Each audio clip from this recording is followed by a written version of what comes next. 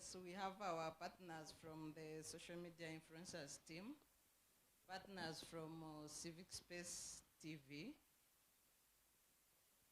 my colleagues from the Center for Constitutional Governance, ladies and gentlemen. You're welcome to this first quarter finals debate for the Inter-University's second season. Matanda has just shared the experience of outcomes of the first season that we conducted in 25 universities from 2013 to 2017. Yes. They also have a chief alumni, I think. Angela. Angela, who is the head of legal at the Center for Constitutional Governance, is also an alumni of this inter-university interface debates, season 1. The same apply. Damien, did we? No, Damien, no. No, Damien is. Damien survived because, yes, he's the one who launched the program and he's still spearheading it 10 years down the road. So you're welcome. It's a mentorship journey. It's not just a competition.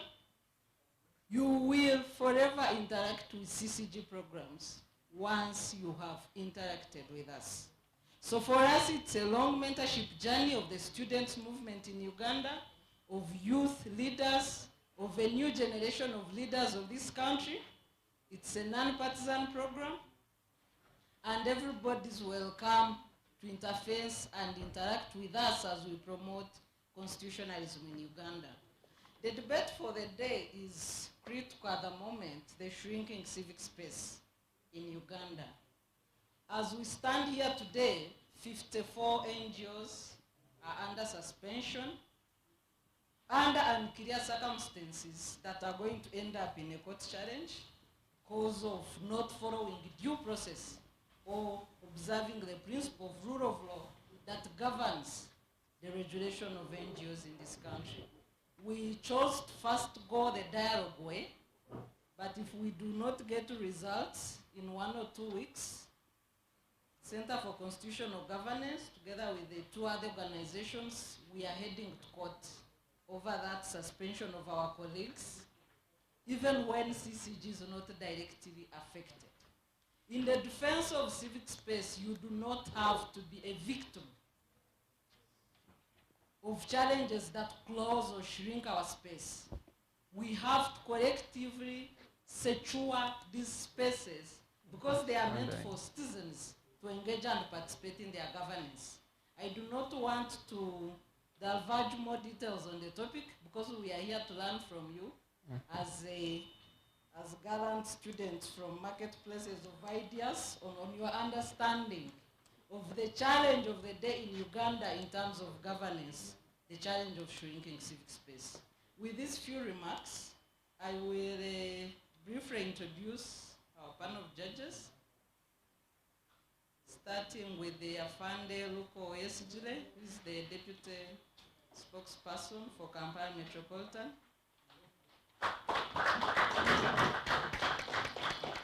We work closely with him on civic space issues. Council Avoneka Michael, working with ActionAid Uganda.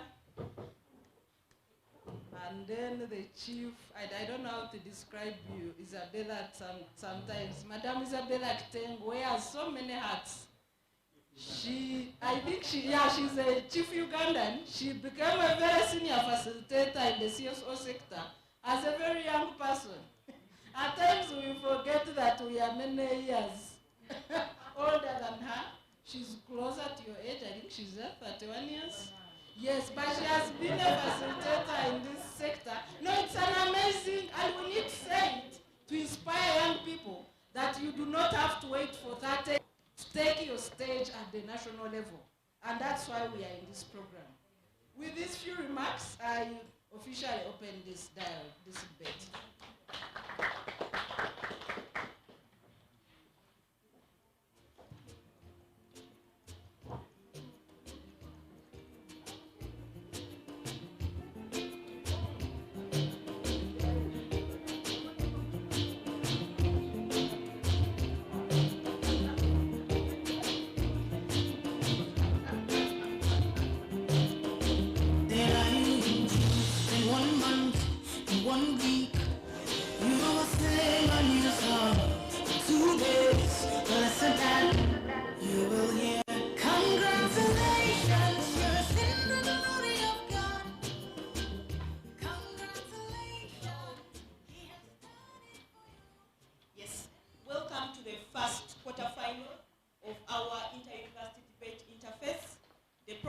already started. We had introduction and briefing from Mr. Demian, and we had official opening from the Executive Director of Center for Constitutional Governance. At this moment, we are going to have our anthems. We have a student who is ready to lead us in the national anthem. Robert from UGANDA University. Robert, you're welcome. You have the honors of leading us the anthem today. Thank you. So we shall all rise up as we have the national anthem.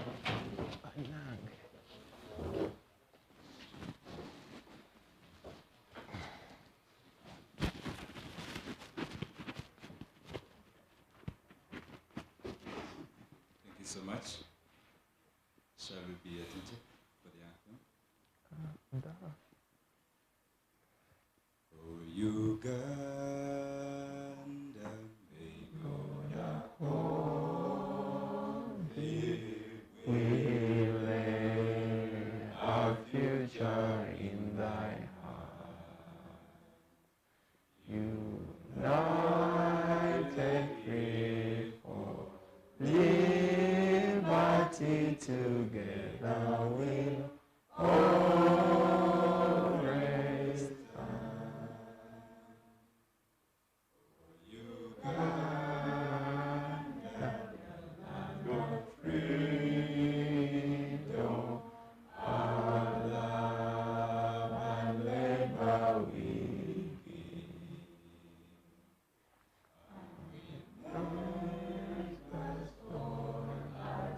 Countries calling peace and friendship we live.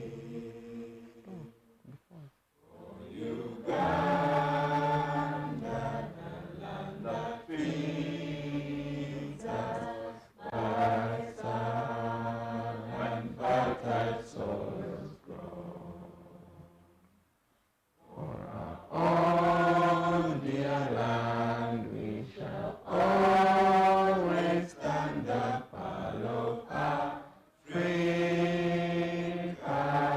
crown. Thank you. You can take your seats.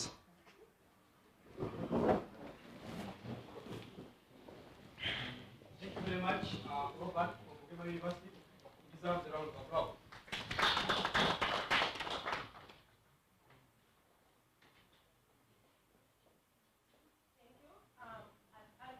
Welcome you to the first quarterfinal for the inter-university debate interface. This debate preparation started weeks ago, and today we have the first quarterfinal for this group. I'm going to be moderating today. My name is Lake Gender Fancy. I'm an advocate, a tax consultant, and a lecturer at Gulu University. I'll be moderating with my colleague, Godwin Toko. Yes, thank you. So, we have had weeks of preparation for this debate. This is the first quarterfinal. We have 4 universities today.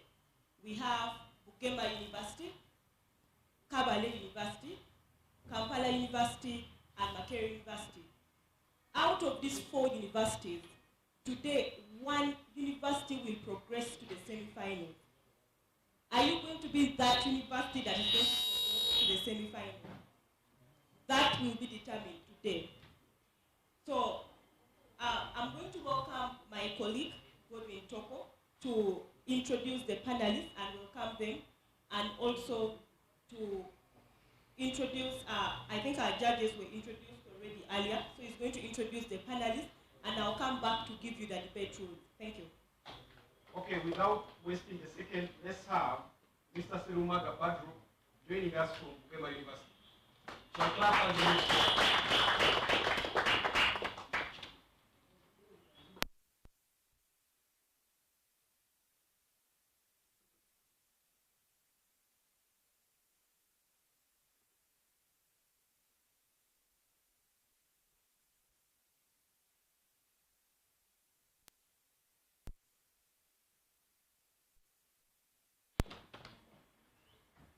And from Makerere University, we shall have Mr. Mayanja Benson.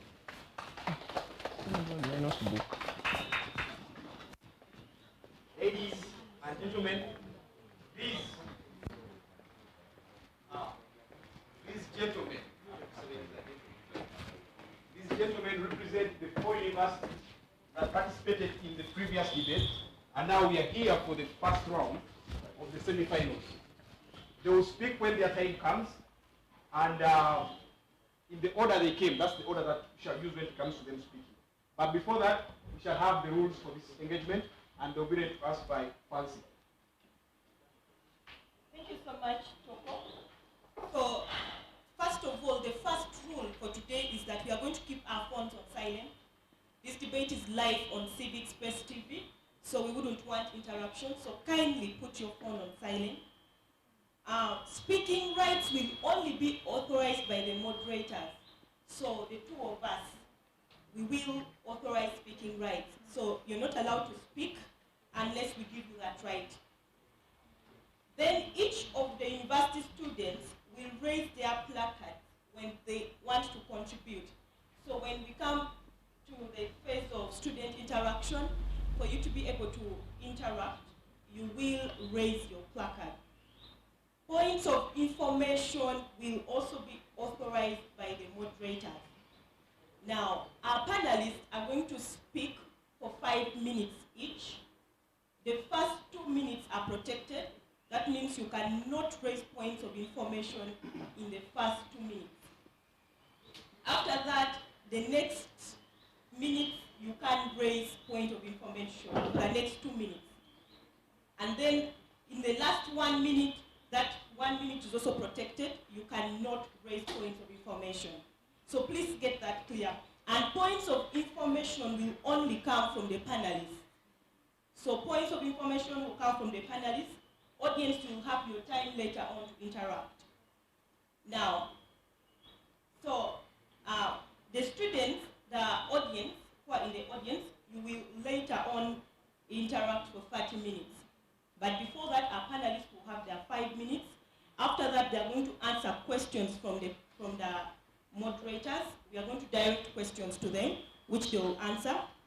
And then the audience will come later on. After the audience interaction, our panelists will come back again to give us their closing remarks in 2 minutes each. So our debate starts now. We are going to be timed by Mr. Matanda. Mr. Matanda is our timekeeper, so I would like to ask the panelists and the audience as well to pay attention to our time manager, Mr. Matanda. He's going to signal when you've used your first 2 minutes for you to know that, yes, so that is going to be the signal after the first 2 minutes, for you to know that your protected time is over, so points of information now welcome from the panelists. Then after 2 minutes again, that is in your 4th minute, is going to signal again, yes, for you to know that points of information are now barred. You will be entering your last 1 minute, which is also protected, where points of information are not allowed. So this is a very interactive session, so I kindly request the audience to pay attention so that during audience interaction, you're able to interact with our panelists. So let me welcome back Mr. Toko to invite our panelists so that our debate can kickstart. May the best team win. Thank you.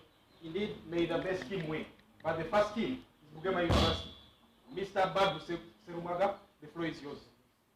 Yes, thank you very much. Make your presentation. Just move forward.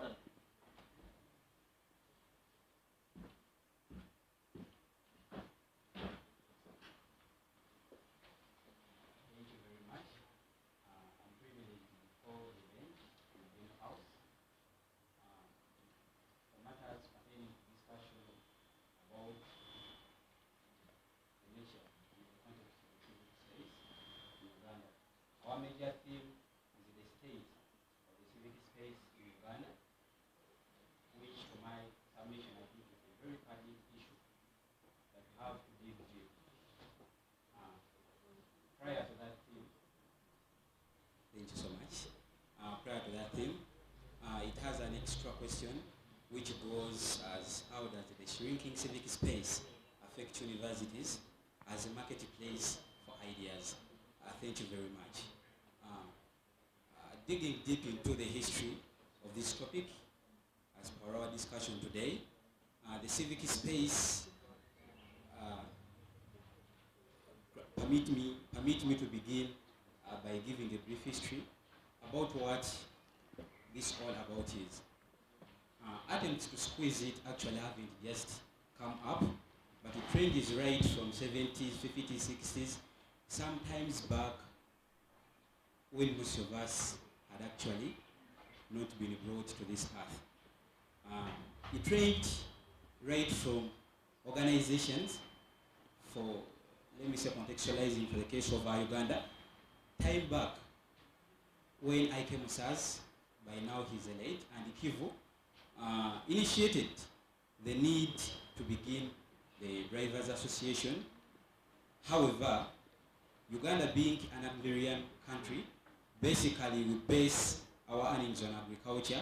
Agriculture became the major item that was bringing about togetherness and a sense of nationalism in people, because that's where the biggest focus was, and people only met to discuss pertinent issues, having come together, brought about by agriculture. Time to come, a need came. And as per this matter, because of this need, the crisis arose, and industrialization drove in. Because of this industrialization, organizations began getting into place, and it is these organizations that changed systems from government-led to market-led. People involved in actively participating.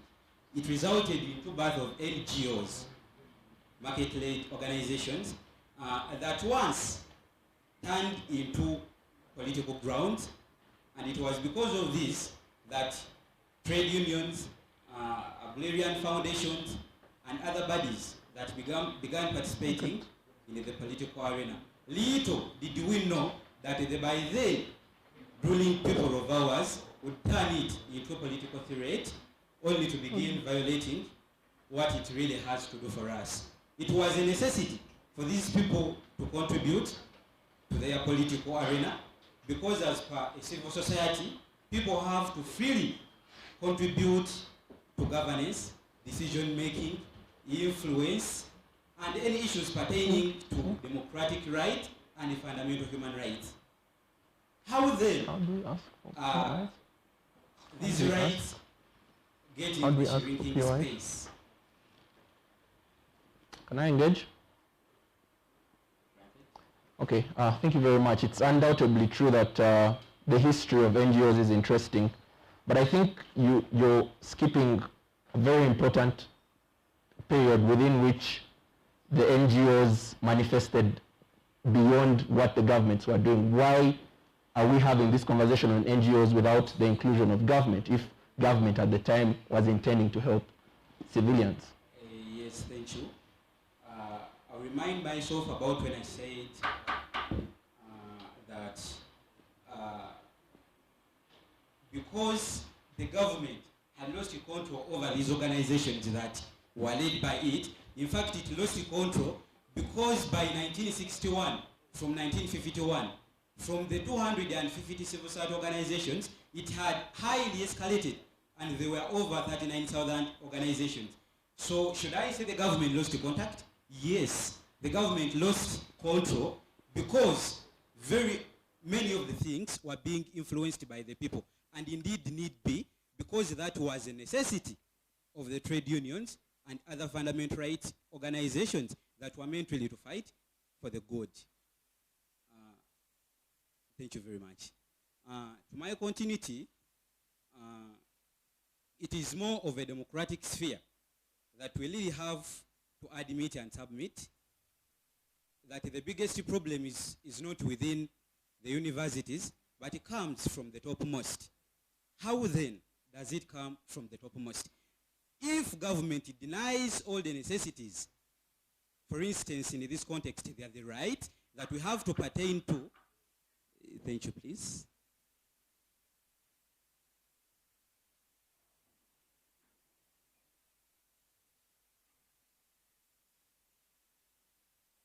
Thank you very much, Mr. Serumaga. I have been reminded, and I will have to apologize to you first and foremost, that you shouldn't have gone down. It's supposed to be like a president sitting right there and talking. So going forward, that's what we are going to do. I hope you accept my apologies. So starting with Mr. Amanya Oscar, you'll just stay up where you are and then make your presentation. If you've forgotten, Mr. Amanya Oscar joins us from Kabale University. Mr. Amanya Oscar, make your submission. Thank you, dear moderator of tonight. As earlier said, my name is Oscar Manya from Kabale University. Ladies and gentlemen, today we join here to discuss a very pertinent issue about the state of the civic space in Uganda and how exactly this space is shrinking and how this shrinkage is actually affecting universities as a marketplace of ideas.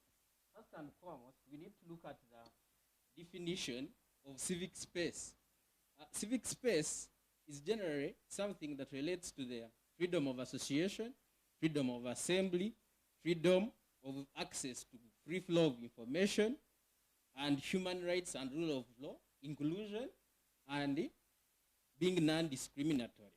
Now, when we look at the civic space, we need, now knowing what the civic space is, we should look at exactly how is this space getting shrunk in Uganda? In actual context, is it really getting shrunk or it is not? And personally, I will say that the civic space is shrinking as regards to the rights I've talked about. I will go straight forward to why do I think that the civic space is shrinking. Ladies and gentlemen, in the introductory remarks, we heard about the closure of the 54 CSOs, which are under grounds that are unconfirmed and unsatisfactory. Basically, if you are closing civil society organizations, which have been providing civic education, have been providing funding to the communities like the communities in the university, it automatically means that the civic space is shrinking.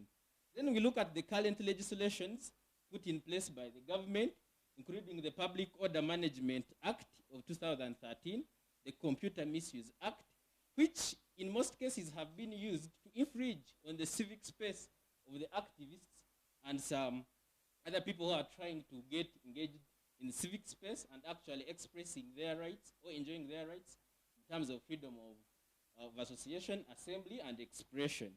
We also go to look at the intervention of the security, especially when it comes to the maybe people trying to express themselves, or they are demonstrating, or they are striking, especially now to the university question.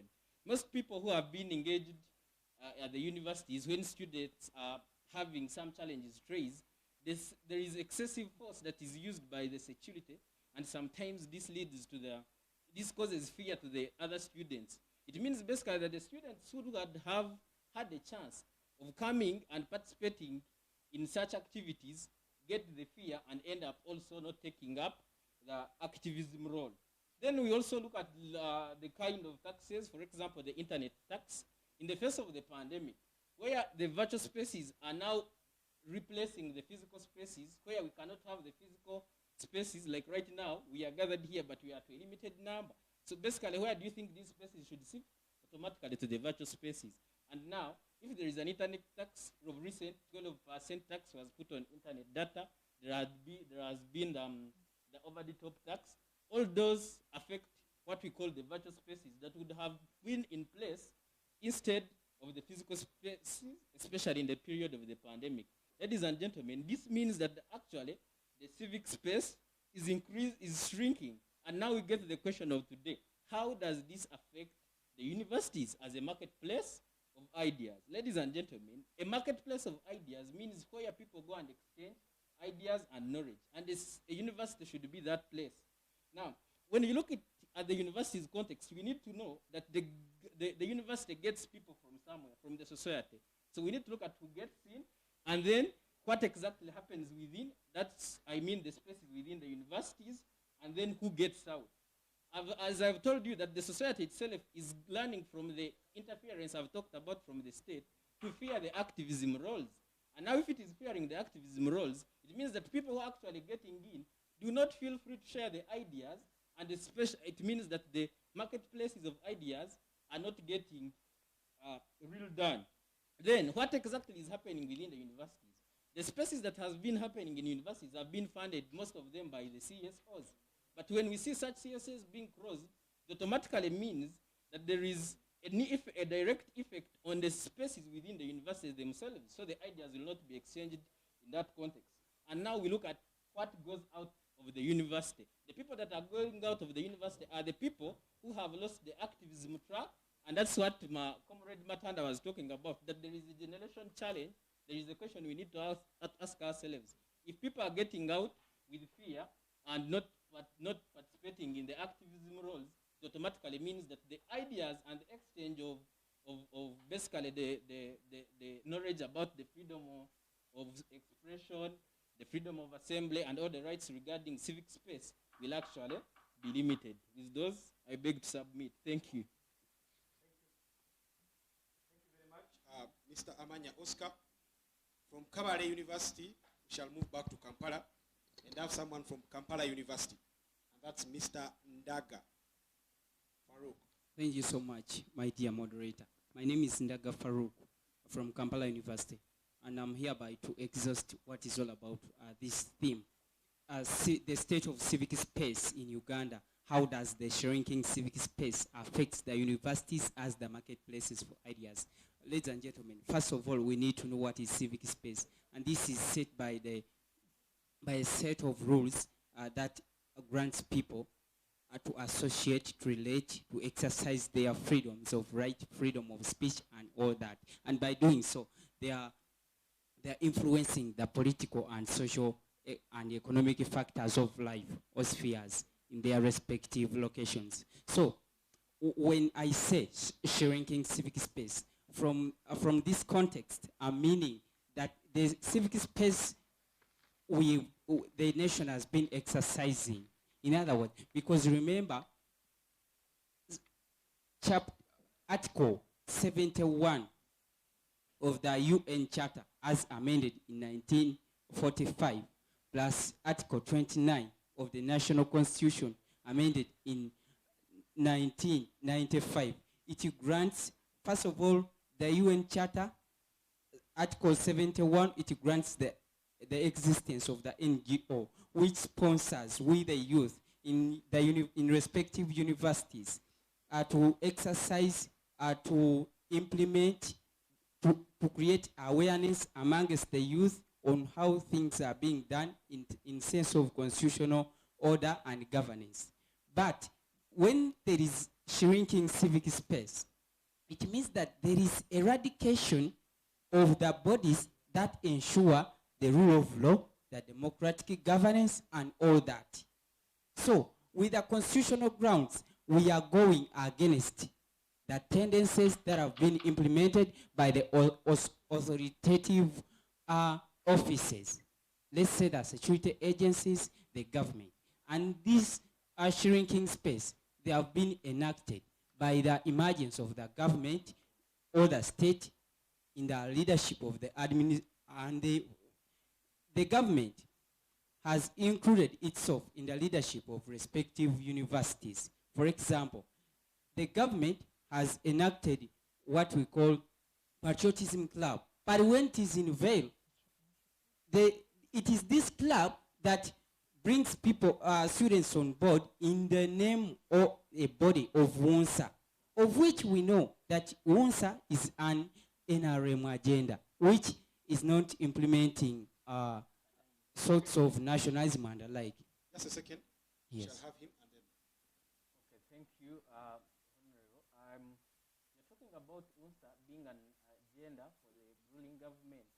Do we think that UNSA itself and then the patriotism clubs are not part of the clubs that offer space for the students? Thank you. I've got you straight away. Now, UNSA, it is a body that is dictated by the state. That's why President Museveni is the patron of this club. Secondly, UNSA is always driven by NRM agenda, though it is said to have implemented nationalism, but when in a real sense, it is not. Because when you go in UNSA, you are not mandated to speak what you are supposed to. So that leads to shrinking space. Thank you.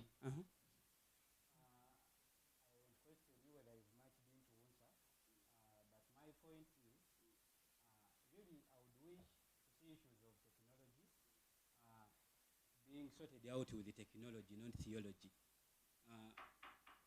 For the case of Uganda, does it really apply? Is it really necessary for us to apply laws in the UN Charter rather than Ugandan laws?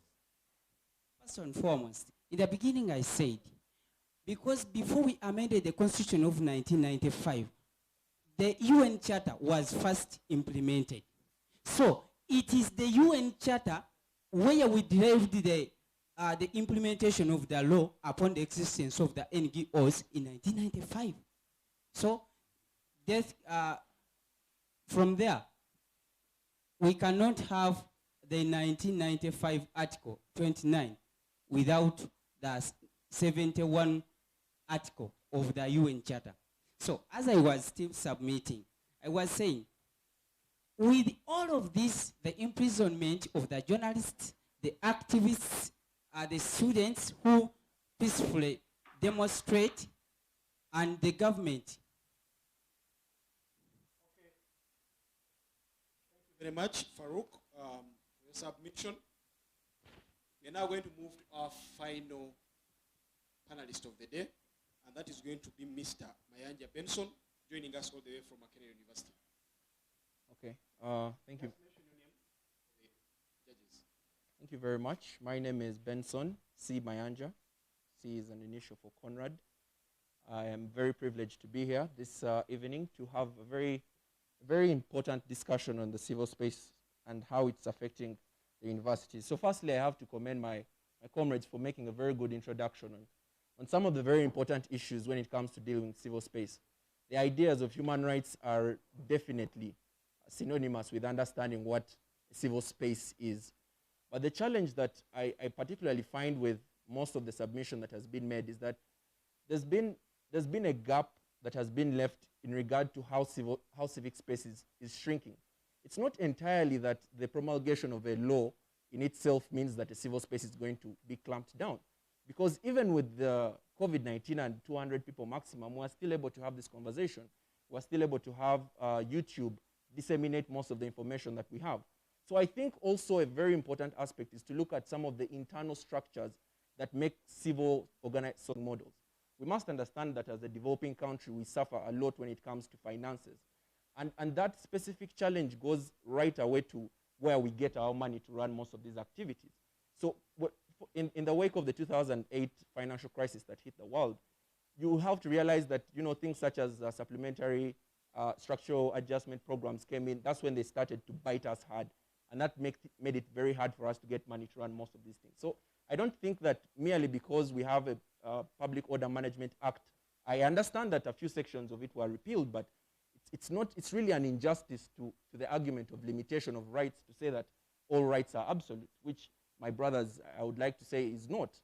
That's why we have limitations on certain rights. But then, furthermore, looking at why I would say the argument in regard to why the state is doing most of what it is doing is because even from the inception of civil societies, the biggest challenge that we had was the fact that these civil societies were advancing what we now call the democracy agenda or the democratic governance agenda.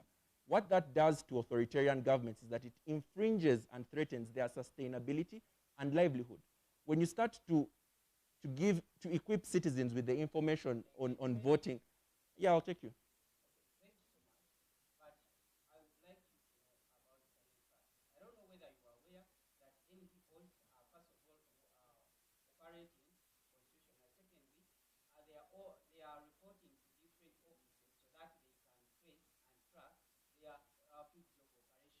Yeah. For example, they report to 7 offices where they are meant to prove the rights. For example, I agree. I agree with you entirely. And that's the point that I'm trying to make. I'm saying that for the purposes of having a genuine and honest conversation, we shouldn't entirely spite the government for the structures that it's putting in place. I agree. I definitely agree that there are challenges in the system. But for one to argue that ultimately all these laws and structures that are being made is really an injustice to the quality of conversation that we need to be having when it comes to issues on human rights. And that's the point that I'm trying to make. So I agree with you entirely, my brother, that we're having challenges. But I don't think it's something that we should ultimately say is the concern of the government. And that's what's taking me to the next point, that universities as think tanks, in its essence, and very many professors have written about this kind of discussion, that universities need to take a different pedagogical style to how they teach people at university. It's not about giving us notes. It's not about telling us to go and read this book. It's all about researching and creating an independent think tank for the country to thrive.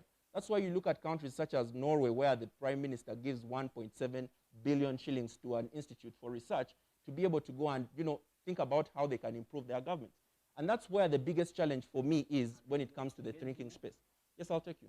Now, when you talk about the pedagogical part I taught in the university, and you're talking about that the state interference might not be the same in the universities, and the pedagogical content is determined by the National Council for Higher Education, do you probably think that these pedagogical engagements, if they are against the authoritarian government and True. Actually, that's my next point. My point is that the challenge that we have with the shrinking space is the challenge that we get with a human rights-based approach to education.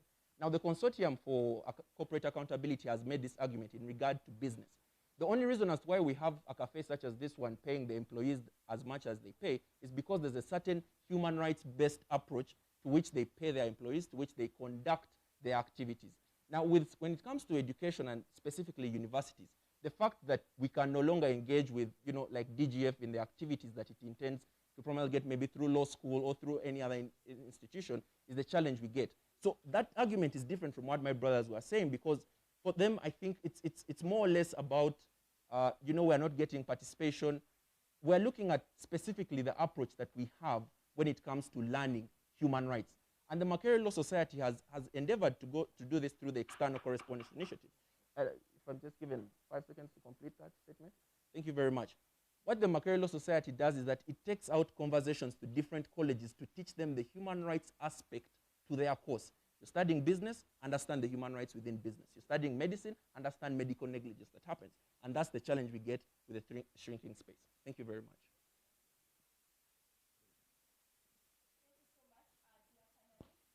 Can we please clap for our panelists? Thank you so much. That was the main debate that we had for 5 minutes for each of our panelists under the topic, the state of civic space in Uganda. How does a shrinking civic space context affect universities as marketplaces for ideas? And I think our panelists have done justice to that topic. We really appreciate. So I would like to remind you that for those who are on Twitter, please, the hashtag is Inter-University Debates and hashtag Civic Space TV, and we are also live on Civic Space TV on YouTube. Now we are entering into the second phase of the debate, the question session. So our panelists, I hope you're ready. So we will be directing questions to our panelists, and you will have 3 minutes each to respond to the questions. My first question will go to Bugema University, and that is Mr. Serumaga Badru. My question is, how does shrinking civic space in Uganda affect students' participation in their government, both in universities and at national level? I think I'll repeat that question. How does, because from your different speeches we have heard you all agreed that the space is shrinking. So the question is, how does this shrinking civic space in Uganda affect students' participation in their government, both in universities and at national level? You have 3 minutes to respond to this question. Thank you. Thank you very much. At the university level, I beg to submit by giving an example of my own.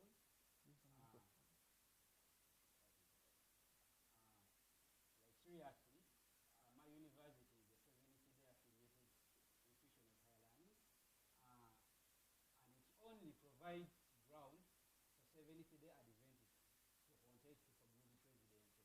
What do I mean here? I, who comes from the Muslim community, I hold no chance to lead, much as I may be having tactics and skills of governance. I get no opportunity to participate in leadership. Now it means I shall not even have a right and a chance to contribute to the national issues based from my university. And in a way that it affects students in their participation in the national issues, I'll give an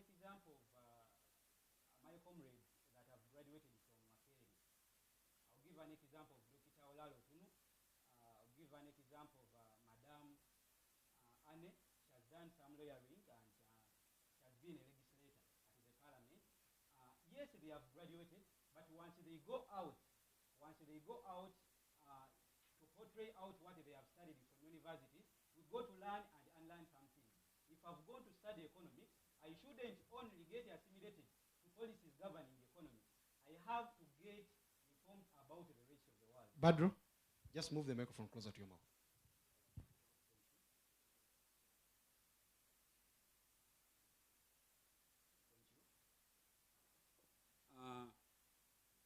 Why then do they have to be silenced when they're informing about when they're informing people about really what they have to do?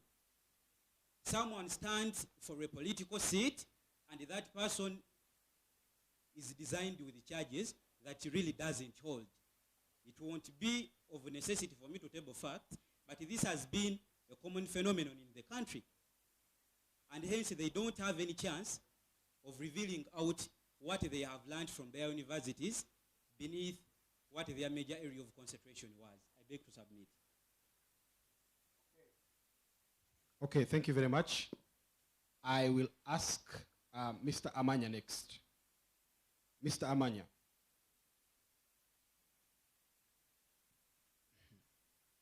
Is civic space in Uganda shrinking, or is it changing, and why?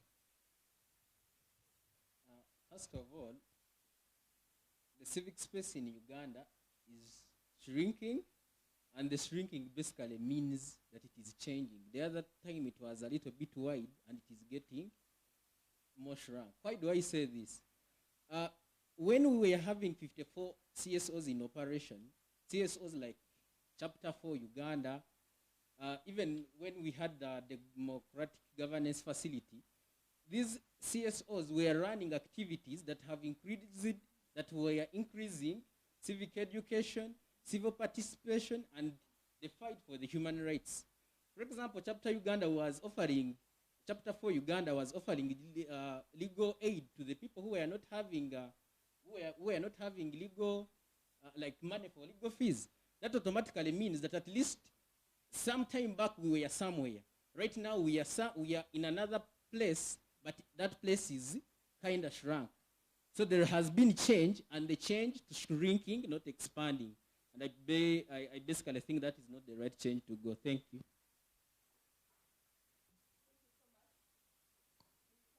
Oscar. I would like to direct my question to Mr. Daga Farouk from Kampala University. The question is, in the global context, how disadvantaged are Ugandan students in comparison with students from other countries in terms of civic competencies?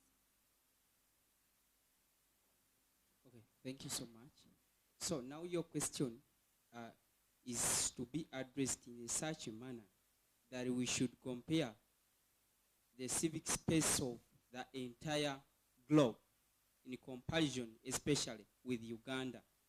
Now we can see that on the other side of the coin, globally, there is no indulgence of the government in the administration of different universities, away from what we can see in Uganda, that Ugandan students in different universities, remember, universities are thinking tanks, of which we study to think, not to remember. That's why university students are able to go in the field for transformative changes and the like.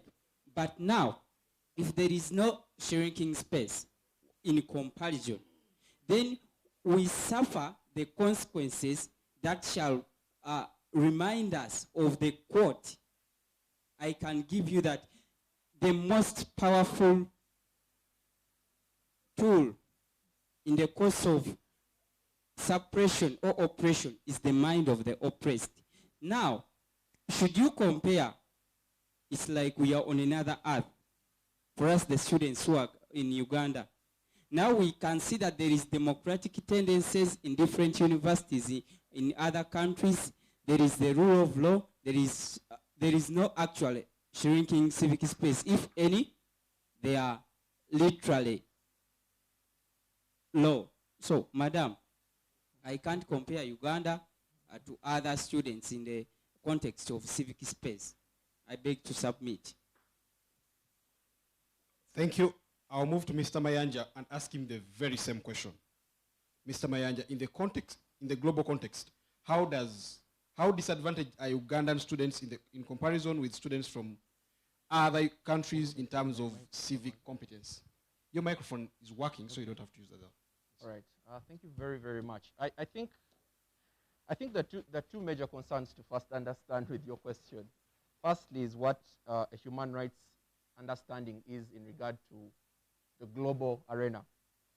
There have been arguments by Professor Lumumba PLO that most of what we understand human rights to be is a Eurocentric understanding, because the point at which we got human rights was initially from what we know as the European countries, outside countries. And I think that's why it's very hard to make that comparison, as my brother Farouk is saying, because the understanding of human rights in Africa per se is not merely the same as that in abroad. That's why we have countries out there that impose upon us standards of governance, what democracy is. If I asked an African what democracy is, or per se in Uganda, what is democracy?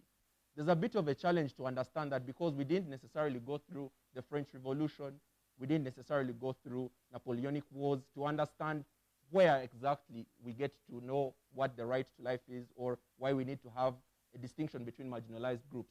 So I would think that firstly, the understanding is different. And I would say that we are disadvantaged because we haven't yet found a model that is befitting of African countries. That's why when we have a certain culture that is inimical to us, as that is the ethos of our communities, it is labeled as a human rights violation.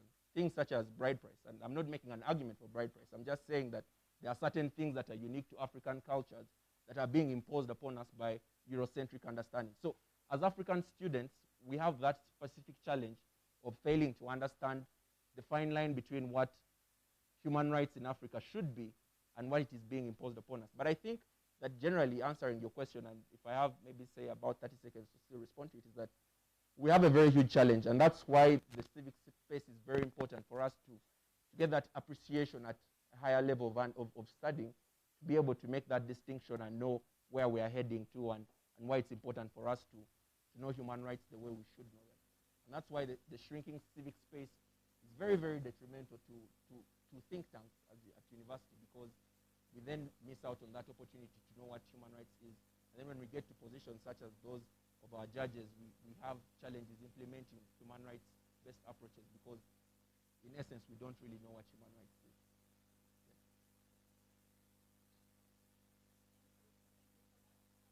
Mr. Mayanja Benson, I would like to come back to Mr. Serumaga Batu from Bugema University.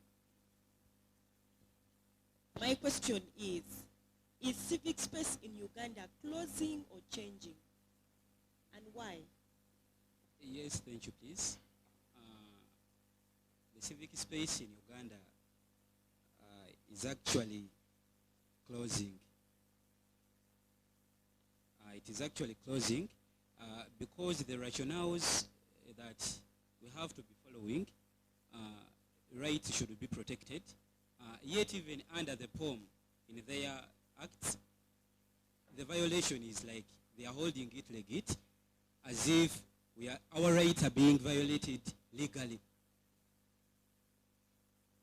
if I'm to say. I'll be brief as that. For being brief, sir. Oscar, this is a simple one, I think. What is civic space? Thank you. As that is a very good question, because particularly that's what we are discussing about here right now. And if you heard very well from my submission, I defined civic space as regards to respect of freedom of association, freedom of peaceful assembly, freedom of access to information and free flow of information, freedom of, inclusion, like something being non-discriminatory when we are implementing policies or when we are advocating for such policies. And basically, that's what defines a civic space. So in an area where you find that those freedoms are respected, somebody can express themselves, somebody can freely assemble and peacefully, and freedom of association is respected, then basically we say that there is a good civic space. Thank you. I beg to submit. I would like to direct my question to Mr. Daga Farouk from Kampala University. Yes. What are the root causes of shrinking civic space in Uganda? Thank you. The root causes of shrinking civic space, like earlier I told you, that shrinking civic space are the radical tendencies also implemented by the state against those who are demanding for the order towards the civic space. And like journalists, activists, presidential candidates, more so the presidential candidates, and then the entire students' body. So, to get back to the question, what causes shrinking civic space? It is first of all the indulgence or the inclusion of the government in the universities, the need to practice dictatorship in a country, the need to overstay in power, to put aside the democratic tendencies and then the constitutional grounds. So, all of those factors lead to the shrinking space, because amidst the presence of dictatorship in the country, there shall come bodies that shall go against it. So in the due course, there shall be suppression, unfair arrests, unfair imprisonment, imprisonment without trial, and the like. So, Madam Moderator, for all of that, I think shrinking space is accepted legally, more so from the state.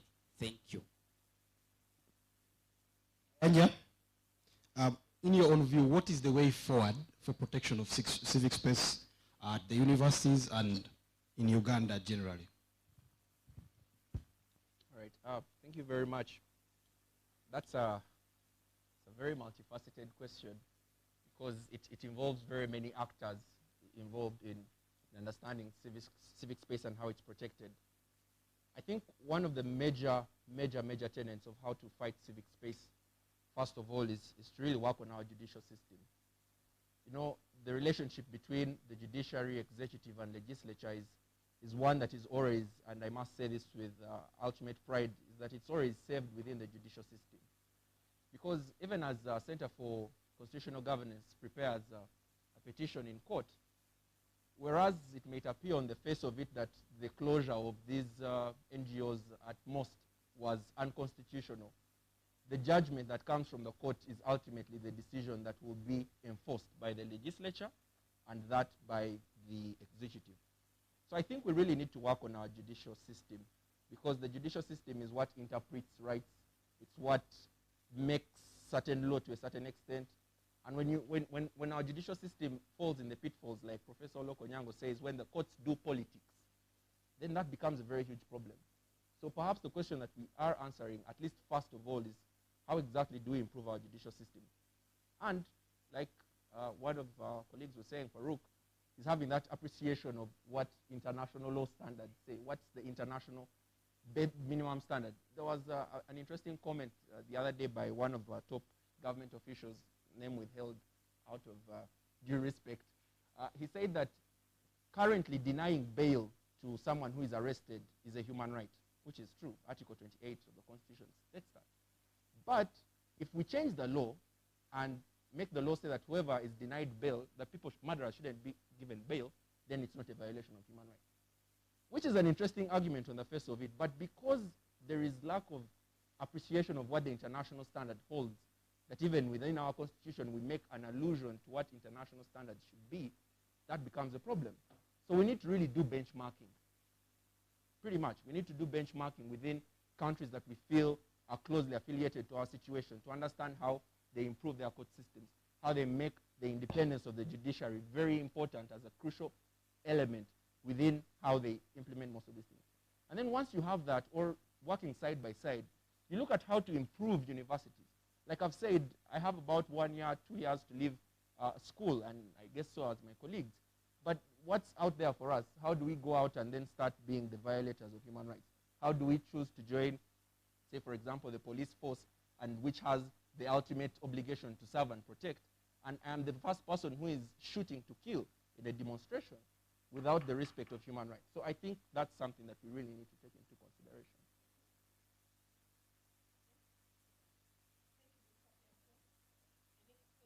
Mr. Seruma Gabadru, and it is basically the same question. What is the way forward for the protection of civic space in universities and Uganda in general?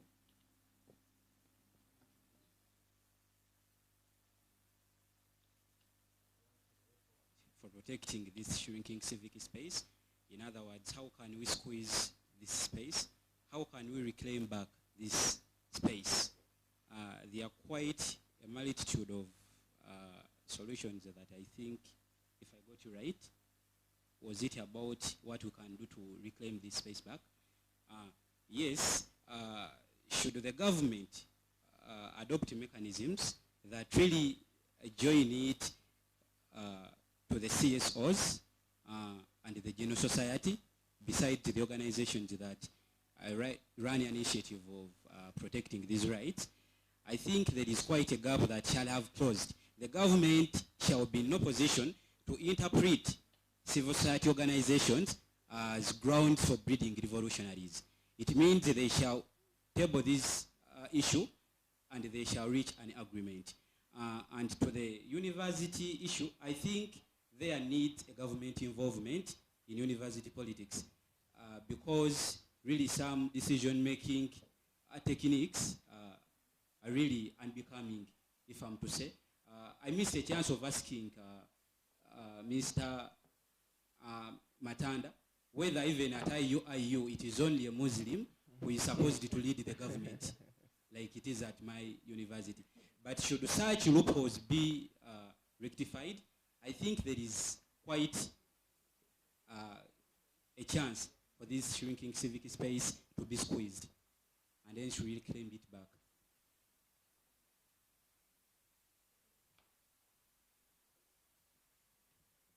Okay. Thank you very much.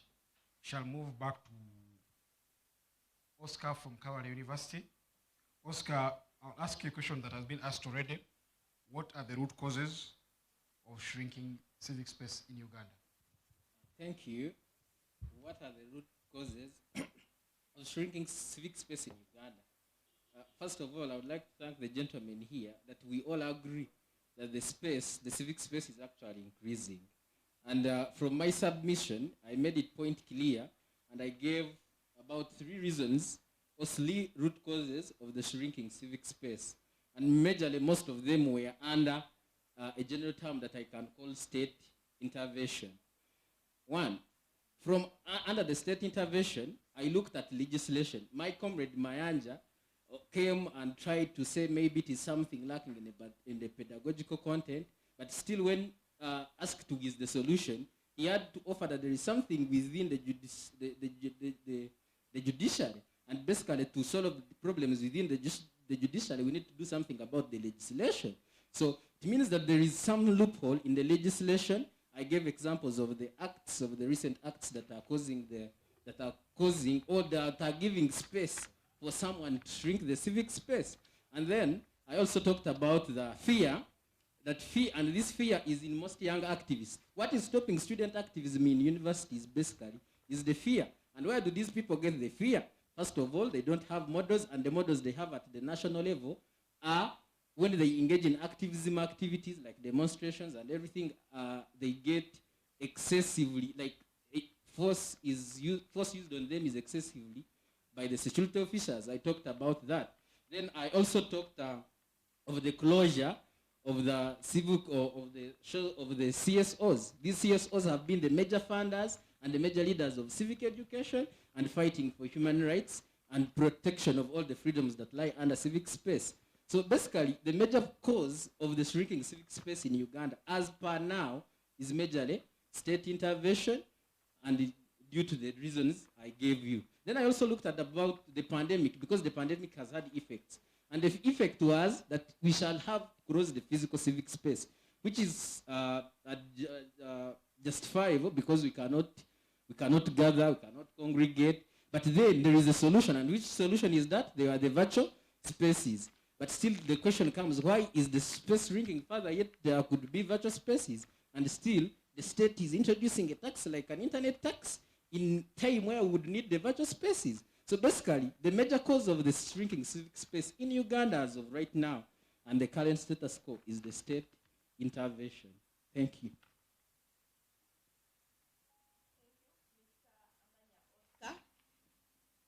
This question is to Mr. Ndaga Farouk from Kampala University. What is the way forward for the protection of civic space in universities and in Uganda in general? Thank you so much for such a nice question, because at the end of the day, we have to reach a resolution. Dear ladies and gentlemen, allow me to brief you about what we were told in 1971 by J.F. Kennedy when he said, a society whose young men and women are in the constant state of slumber will never realize their potential until they wake up one day and send a clear message to those in bigger positions of leadership. And in this context, some countries experienced the same situation just like we are doing with the Ugandans. And some peaceful mechanisms have been tried upon, but they have not worked out. Then the question, what is the way forward?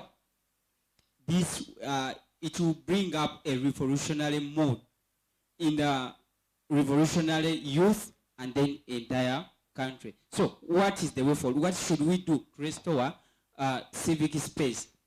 In my own opinion, I think we should eradicate the whole thing, the entire system, because even when we shall be having the NGOs, the civil society organizations, still it shall be the same government to amend the constitution in this favor of the entire society. It shall be the same government that shall amend the constitution in its favor. So what should we do? We should get rid of this government. So just in case it goes dictatorial, quote me right, just in case it goes dictatorial, even when we have witnessed such dictatorial tendencies, the deprivation of human rights from the activists, the suppression of students who strikes peacefully, but when they turned to be confronters and the like. For me, I think constitutional order shall be restored. Thank you so much. Thank you very much, sir. We shall now move to Mr. Mayanja from Makerere. Mr. Mayanja, I'll ask you a question that has already been asked. What are the root causes of shrinking civic space in Uganda? Okay.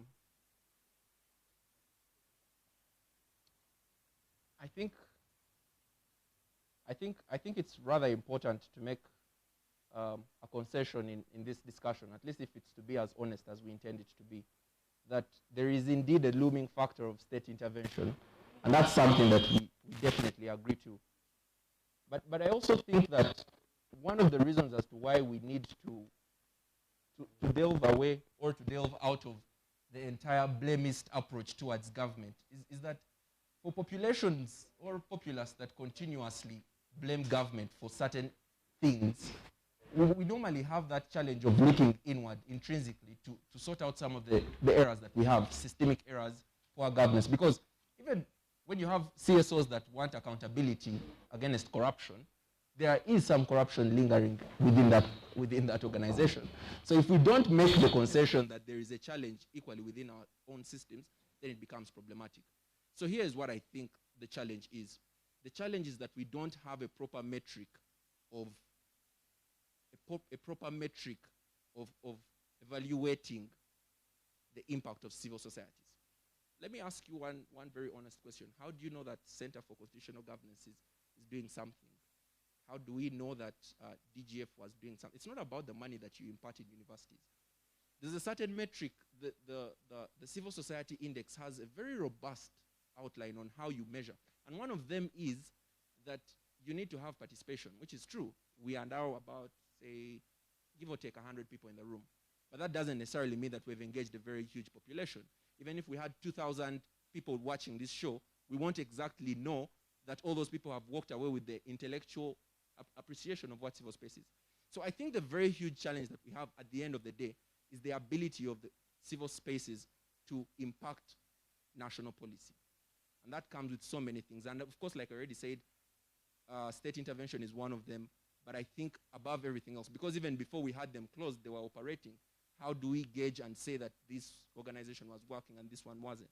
So I think one of the hugest challenges that is being faced with civil society is even if the government said, operate as you want, the question is, how do they get to impact? So I think the challenge that we have and the major root cause that we have, even besides all these other things, is having that metric of allowing civil society organizations to evaluate themselves. Because you'll inject 5 billion into a campaign, you'll have 5,000 people attending, and you'll have only 300 people going to vote. And even when they vote, they're not voting consciously of what it means. It's because they were given 200 shillings to buy an underwear or something of the sort. So I think that's a very huge challenge, and that's something that we need to be aware of, even outside state intervention. That's something that we really need to look at. It's something that we need to be very, very aware of, and something that is very crucial to the survival of civil space organizations. The next question is to Mr. Serumaga Badru from Bugema University. In the global context, how disadvantaged are Ugandan students in comparison with students from other countries in terms of civic competencies? I beg to quote you right about this. I can repeat the question. In the global context, how disadvantaged are Ugandan students in comparison with students from other countries in terms of civic competencies? Okay, thank you, please. I'll begin my suggestion by some specific statement. Uganda produces what she cannot consume and consumes what she does not produce. It's quite alarming that even at major constructions, we hire engineers from China to come and construct roads, where we have PhD engineers, we have people with masters in engineering and whatever. So to the global arena, Uganda, in the contextual Uganda, we are so disadvantaged because if we are to weigh our competencies in relation to those ones of our colleagues from other countries, really Uganda is some sort of, I'm talking about this kind of Uganda that refuses chance for civic society organization to claim for the rights of the nationals. In my understanding, sincerely speaking, Uganda might be at war with many of the countries where this organization originate from. So because even in that very view, we are creating enmity from people who provide us with assistance, at our post-university level, there are less chances of getting jobs. It is my submission. Thank you. Thank you very much. So I'll go to Oscar from Kabale University. Oscar, I'll ask you the same question. In the global context, how disadvantaged are Ugandan students in comparison with students from other universities in terms of civic competence? Thank you, moderator. First of all, to understand the dynamics of this question, we need to look at the terms used in this question. What exactly are we meaning by civic competencies? By civic competencies, we mean how best is the student or the young people who are getting out of education institutions portraying or participating in what is basically termed as civil rights. How are they participating in freedom of assembly, freedoms of association? How well can they influence social structures and political structures using the civil rights and the freedoms we are talking about under the civic space? So basically, when we talk about the global context, we shouldn't look at the countries that maybe are in some way related to us. We should look at countries where we admire to be. When we say the civic space is shrinking, and we all agree that it is shrinking, we need to look at the other world. It is a global challenge that this space is almost shrinking everywhere because these legislations are made everywhere in China and in whatever. But we need to look at more democratic countries. I think the Ugandan students are at a very big disadvantage because one, if they don't have the civic space, if the civic space is shrunk, it basically means that these people do not have rights to participate. And basically what can they offer? In the global context, an activist from Uganda, a young activist from Uganda cannot be the same as an activist, for example, in the US. For example, when we were the Black Lives Matter movement, I don't think what happened and the influence that the young people tried to cause in America can be caused by the people here, basically because the civic space is different. Now look at Nigeria. Nigeria of recent, there has been something about SARS. I hope you heard of it. Now, what did people do with SARS? The students and the young people went to social media and used hashtag #EndSARS. And they ran a successful campaign that won against what actually the state was infringing on them. But how best can a Ugandan student who cannot access internet, a tax social media, can be compared to a Nigerian student? Basically, it means that the Ugandan students are very much disadvantaged and they don't have the civic competence just because they don't have the platform to actually participate in those civic and civil rights. Thank you. Yeah, Oscar. The next question is to Mr. Ndaga Farouk from Kampala University. Is civic space in Uganda closing or changing, and why? Thank you. Civic space is not shrinking because shrinking can be the gradual state of extinction. However, closing, it is just an abrupt blockage of something. Now, in Uganda, we are having a closing civic space.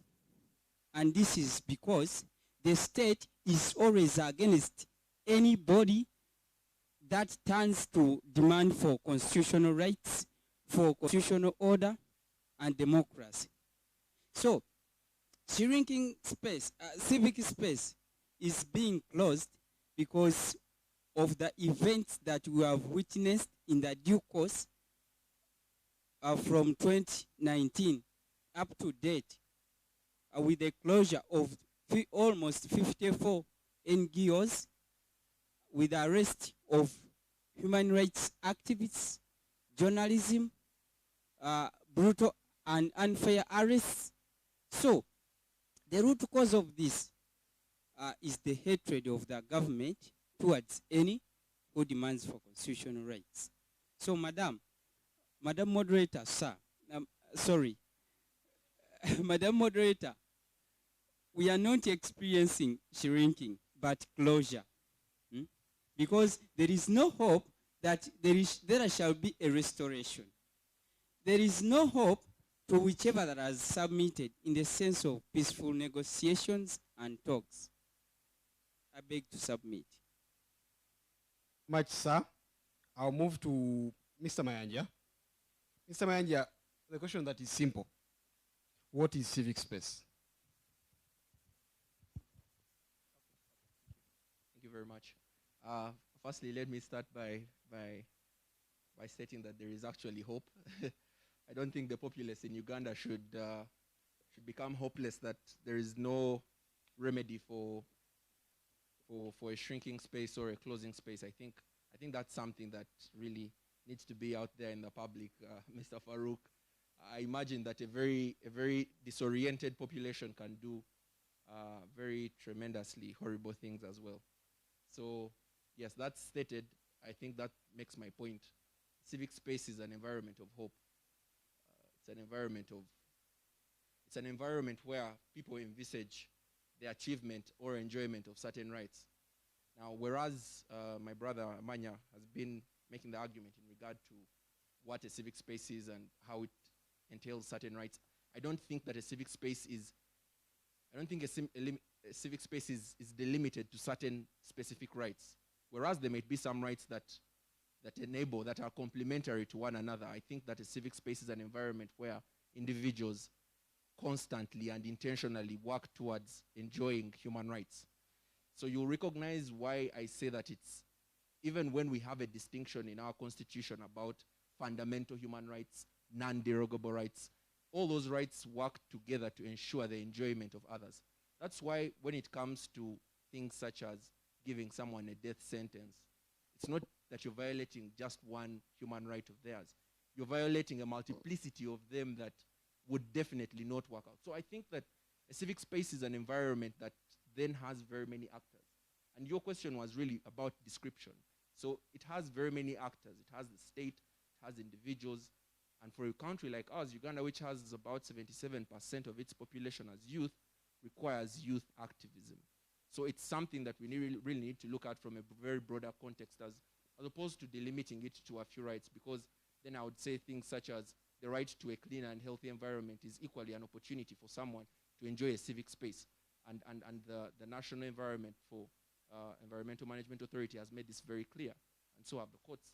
So I think that civic space is really that environment where we have an active engagement towards achieving human rights and that is ancillary to it.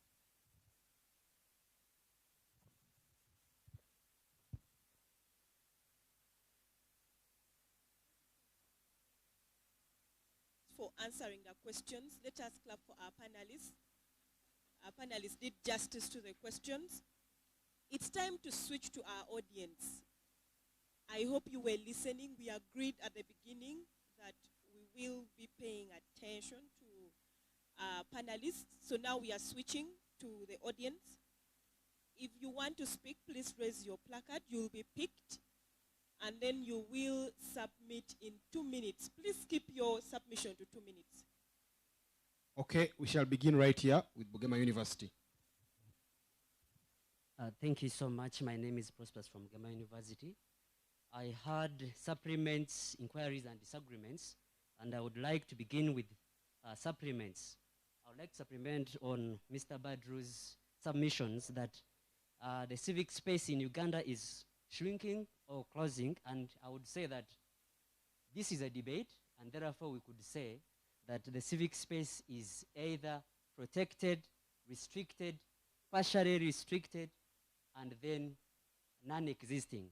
By the fact that we are here, we cannot say that it is closing. No, we should say that it is partially restricted because we are associating here and we're having an engagement with a police officer here.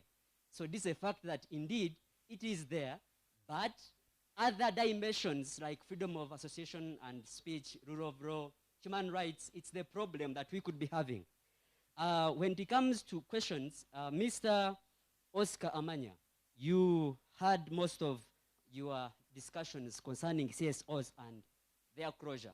I would like to ask you, we well know that in this country, all organizations and other people, we respect the laws of the land. I expect that you know the NGOs Act and regulations of the NGOs. Please, will you go further and you enlighten to us why did these CSOs close?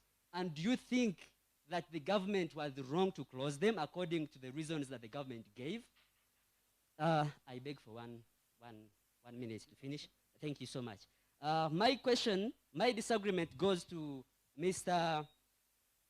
Benson. I also have a question for you.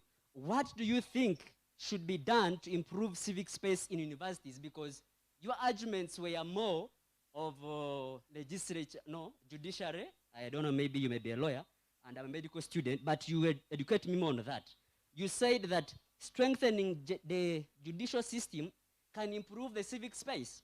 And for me, I would think that a disease has signs and symptoms. When you treat signs and symptoms, you're not treating the major disease that is under. And to me, I would disagree by saying that this is not the main thing we can do to improve our civic space.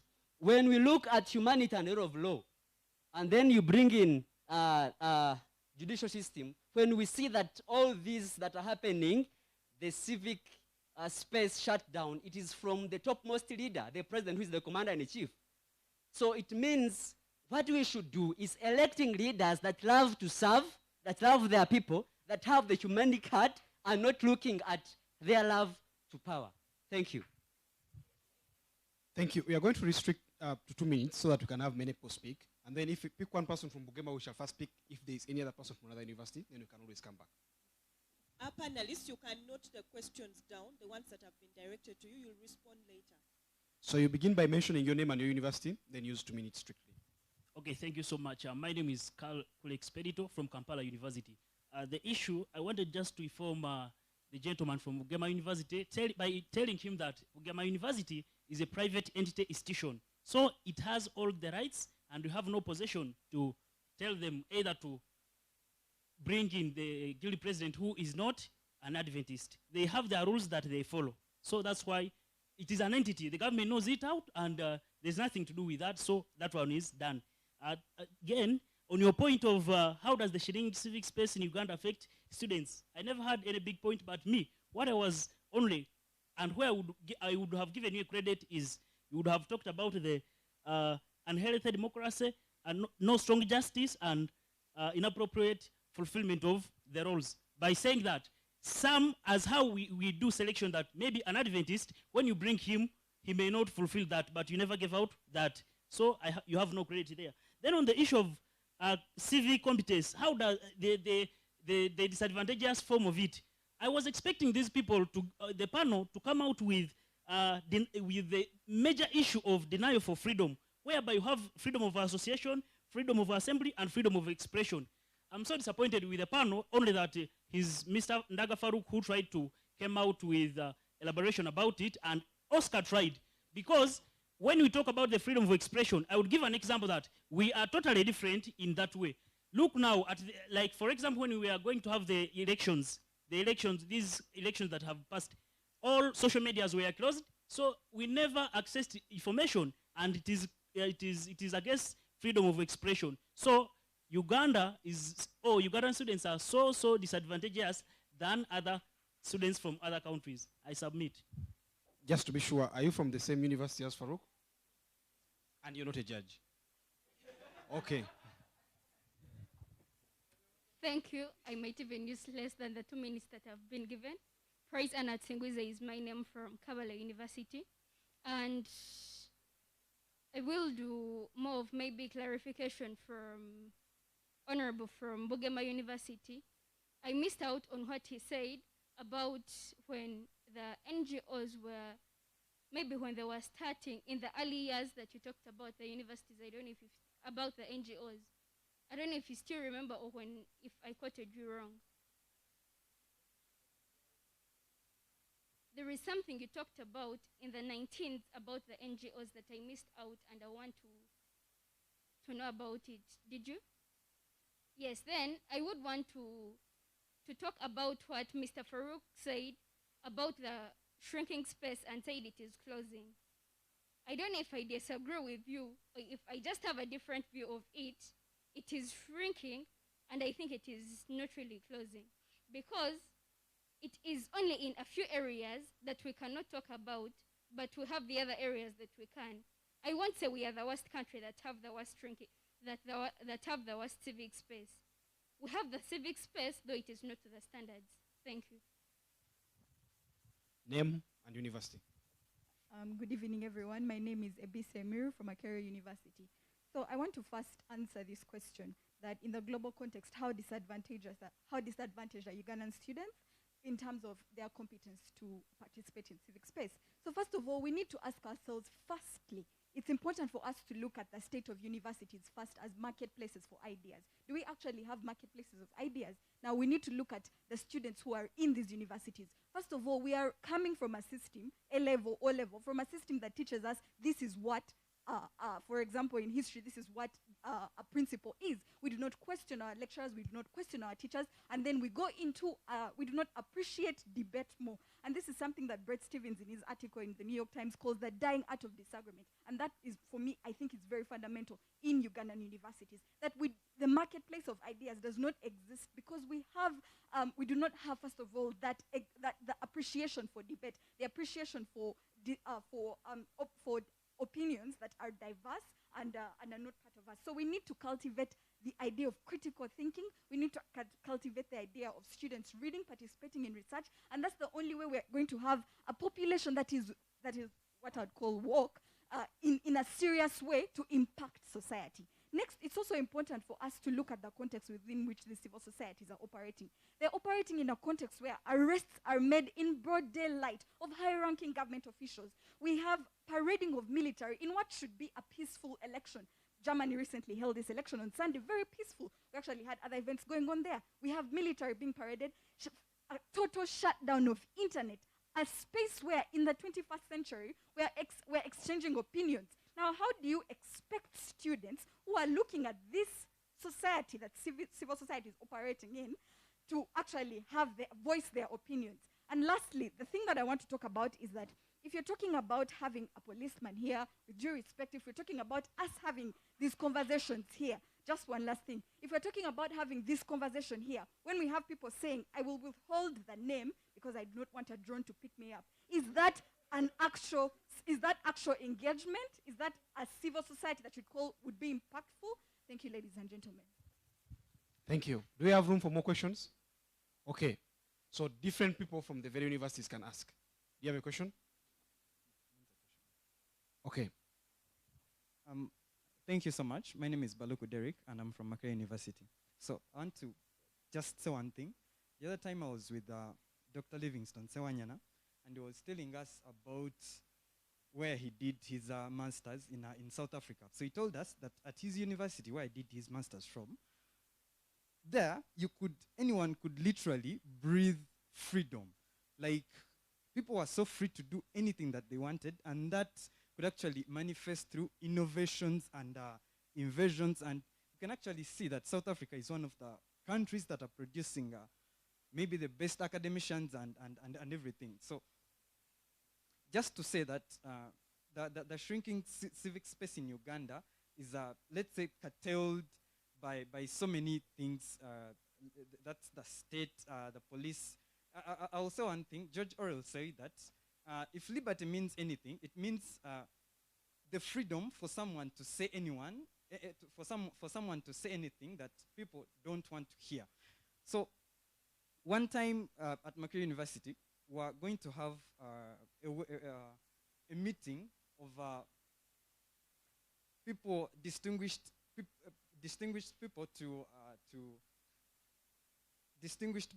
address students and especially female students, to teach them and tell them. But then at that meeting, as it was going to just start, we saw police just coming in and then stopping the meeting and telling people that you're not supposed to have this meeting. So really that has very, very implications, very bad implications. Thank you, sir. Do you have a question? Okay. You mention your name, your university, you come down, then you ask.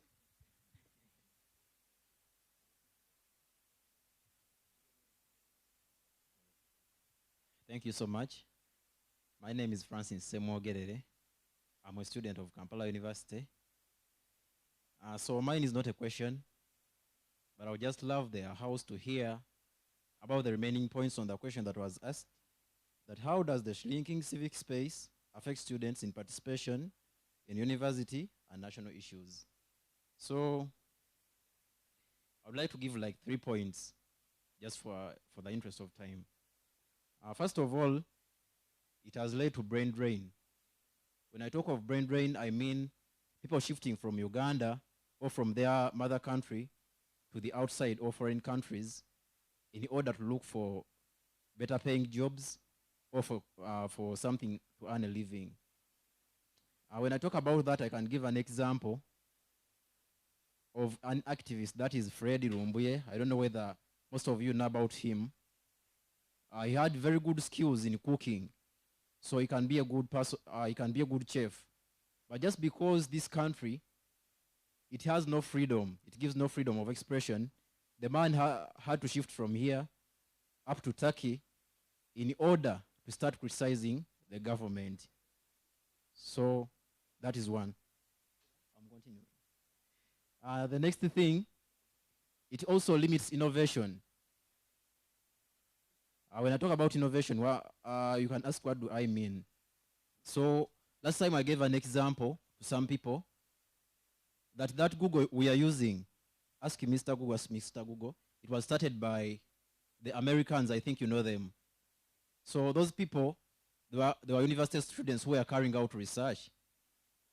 They were carrying out research about how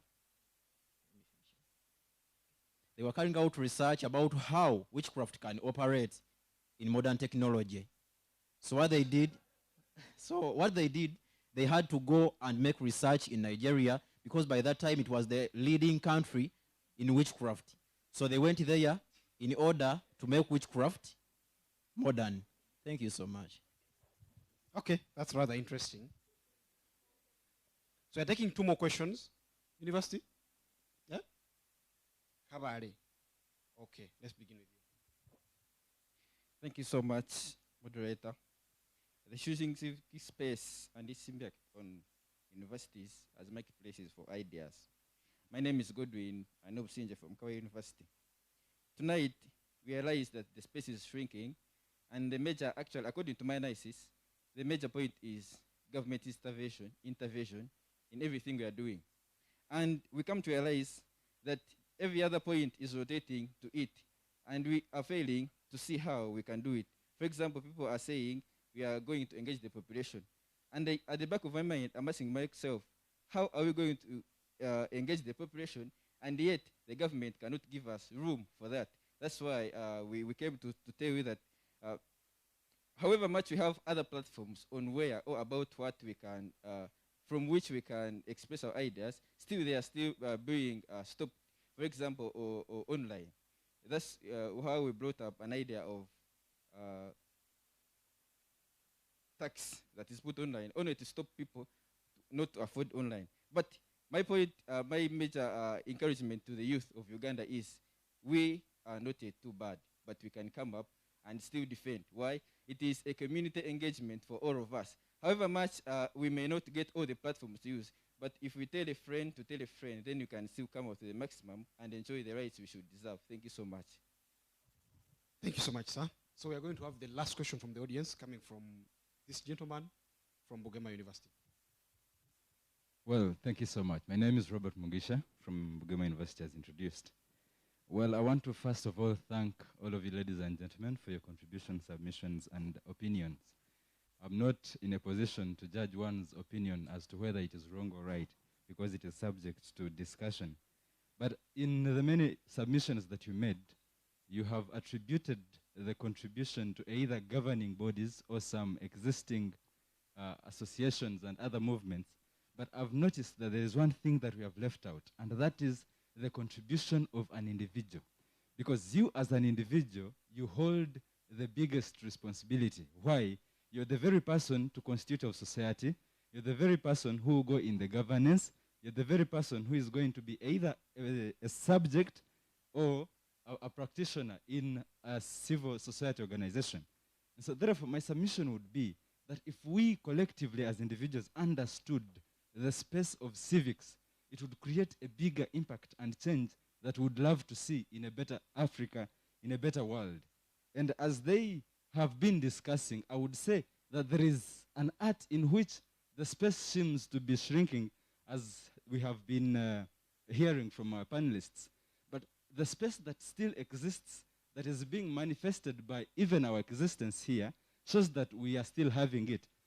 Regardless, I would still say that where we find limited engagement, obstructed action, and to some extent closing, we cannot hesitate to rebuke the art of shrinkage. Therefore, if that happens, what should we do? Do we also think, this is a question that I'm posing to your minds, could this shrinkage, could this limited engagement, obstructed action, or to some extent the total closure, be brought by our collective actions? Could it be that sometimes we are taking the would-be, I beg for 1 minute to submit, since it's the last one, thank you.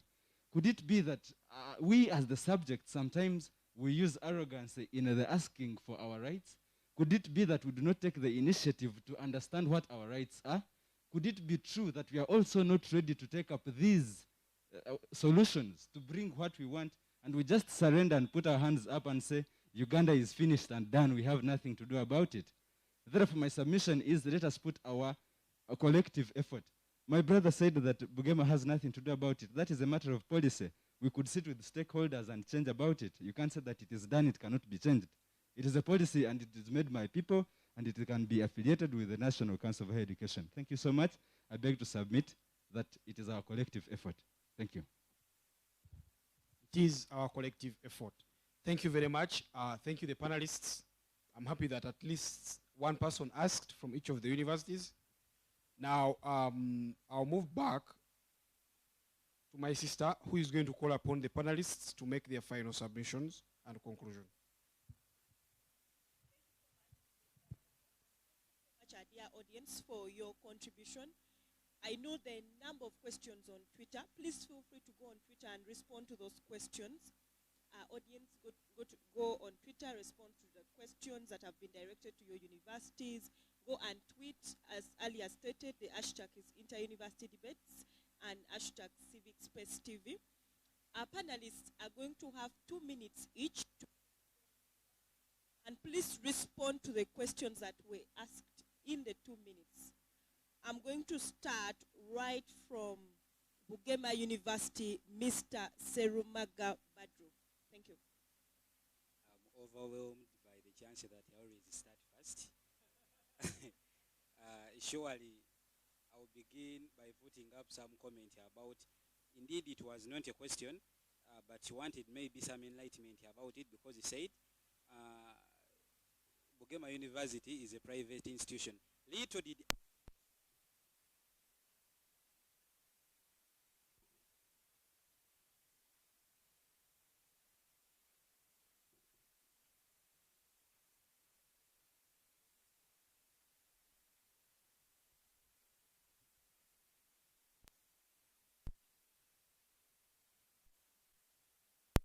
government-owned parastatals and entities.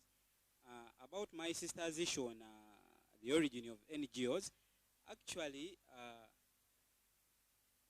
I won't put so much of the burden on me. I didn't exist during this time. But to my knowing, it was after control ran out of the government that more people were called in to involve in participation and decision making, that this word had to arrive. In fact, a proper word could be community-based organizations. But because they are not owned by the government, that's why this name arose up, non-government organizations. Theirs it ranged years back, 60s, 50s, 30s. It depends on which environment these attempts were made. Thank you.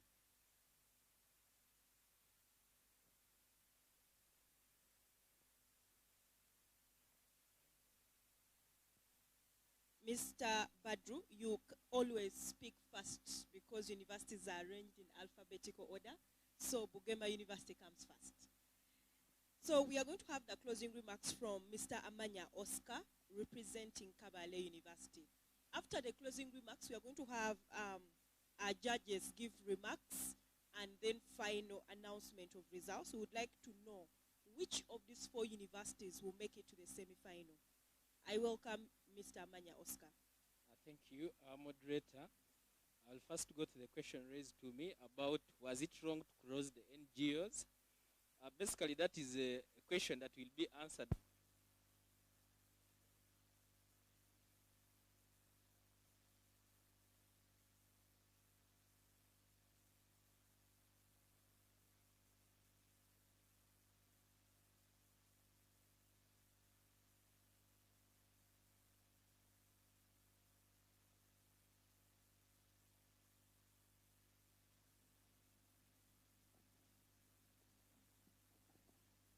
I hope the one timing noticed that. Thank you. I'm saying, I was answering the question of my colleague about why, do I think that the closure of NGOs was wrong? And I said, since we have already been informed that there is a case being prepared, I should not do the constitutional role. But in my opinion, I think it was wrong Recently, I was reading an article in DW News about the closure of these CSOs, and one of them is Chapter 4 Uganda. One of the reasons was that they didn't file returns, and yet the founder, who is lawyer Nicolas Opio, had posted a verified receipt on his verified Twitter account with the stamp of the government. So basically, it means there is something fishy. We shall leave that to the court to decide. Thank you. Then I would like to disclaim that Kampala University is a public university. My friend said he's not sure, so I want to make clear that Kampala University is a public university and a chartered one. Then I would like to go straight to the point of my brother about the shrinkage being an individual. That the individuals are maybe part of the contribution of why the space is shrinking. But for us, we say, as Team Kampala University, that there is a lot of state intervention.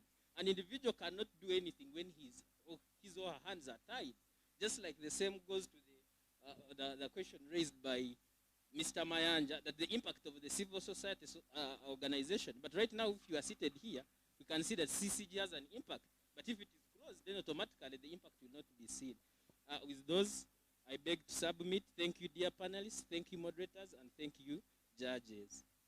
Thank you. Let's have the closing remarks from Mr. Ndaga Farouk of Kampala University. Thank you, Madam Moderator.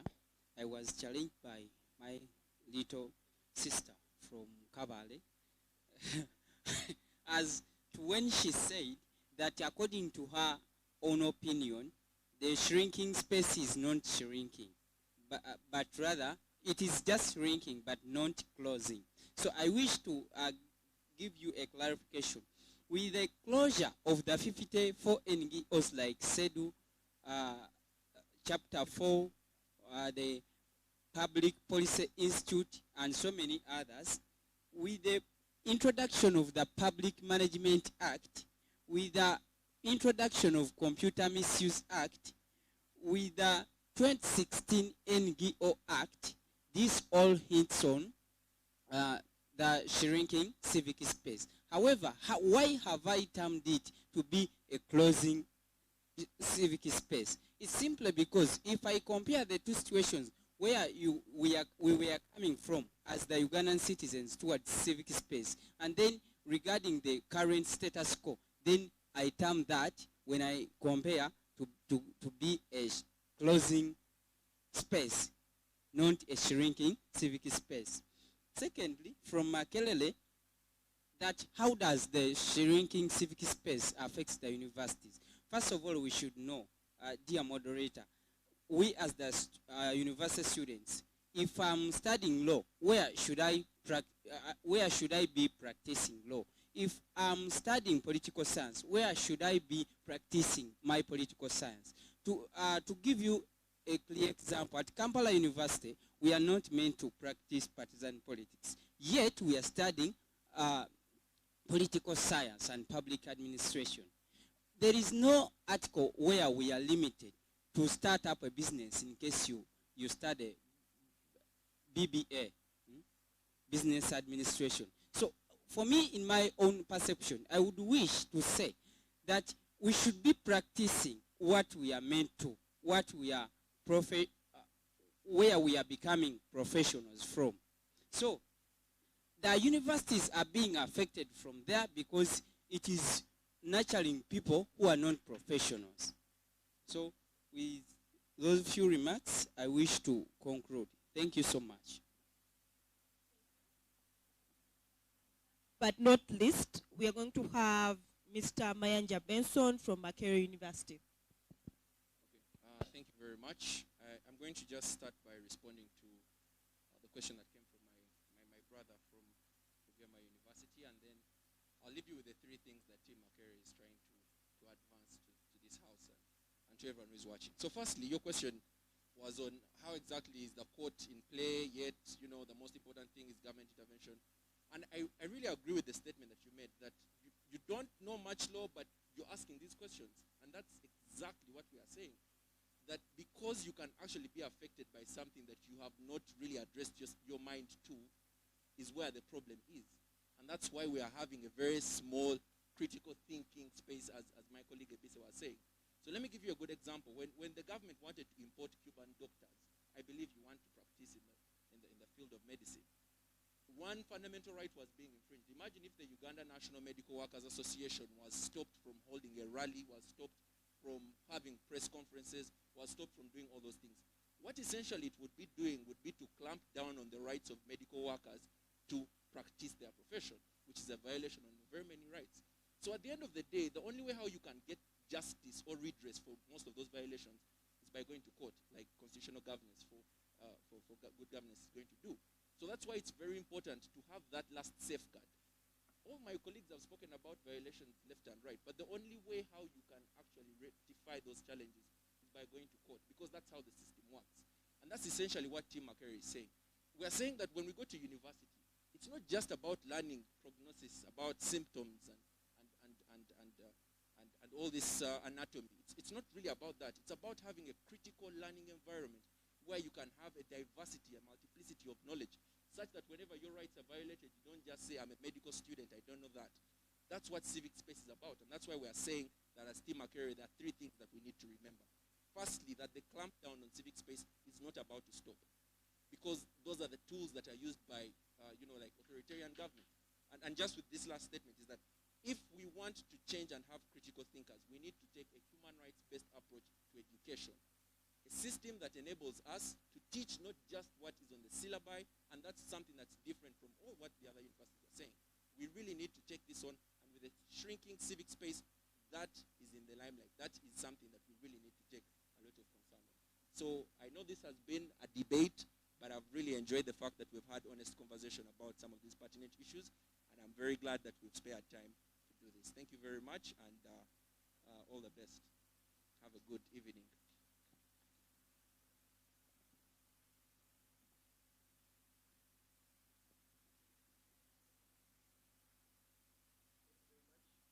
Our dear panelists, you've all been impressive, and you may clap for yourselves, and these guys may clap for you. So we've come to the tail end of today's discussion. We don't have much time left. So we are going to have 2 or 3 items, and when those are done, we shall move and call this a day. So the first is going to be the remarks from the judges. We are going to have the judges give their remarks, and once that is done, the final judge will also announce the winner, as it's actually he does that. So we are going to begin with Judge Akiteng Isabella. Yes, Judge Akiteng Isabella is going to give her remarks of today's discussion and tell us her views on what she thinks of your submissions that I think have been impressive personally.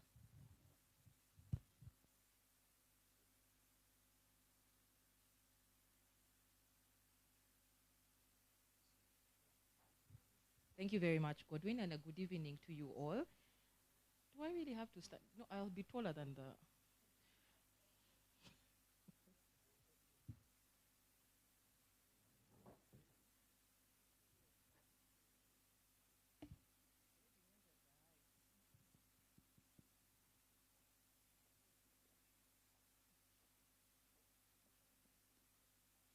So good evening to you all.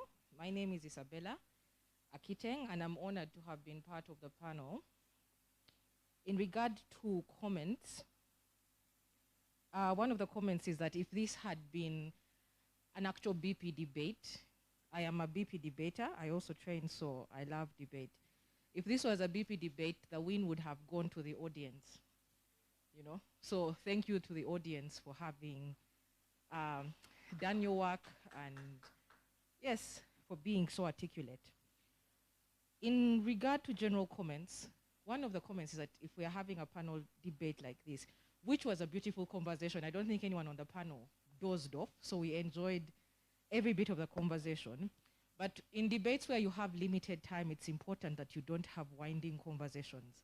So go straight to the point and deal with the issue as it comes. The other one is don't make assumptions. So if you're talking about legislative details, give us the detail. We are more interested in the detail than in the overarching line or argument that we blanket in the name of legislative issues. Also, in terms of questioning, as a judge, I would like to commend Kabale University for being amazing with your questioning technique. One of the things that we always undermine is the ability to ask questions. But the power of asking questions is actually more important than the art of responding to them. So thank you very much for being very articulate in your responses.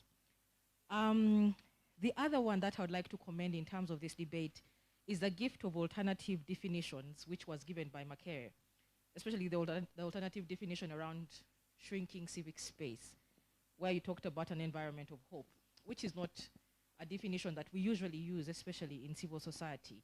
But I think it's one of those definitions that we need to begin to embrace, even as we talk about this context.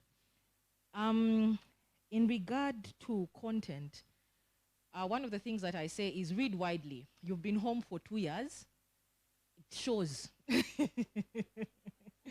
Yes, it's very clear that you've been home for 2 years.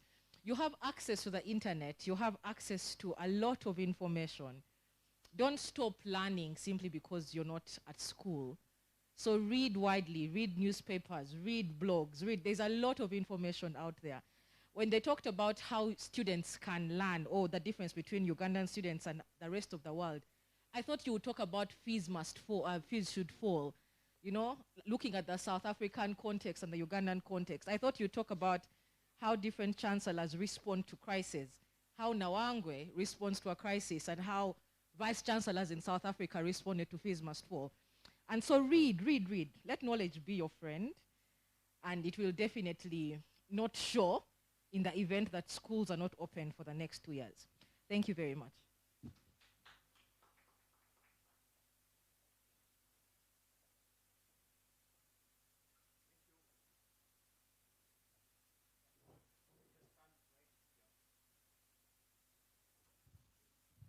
Thank you very much, Isabella. We shall have this. Okay.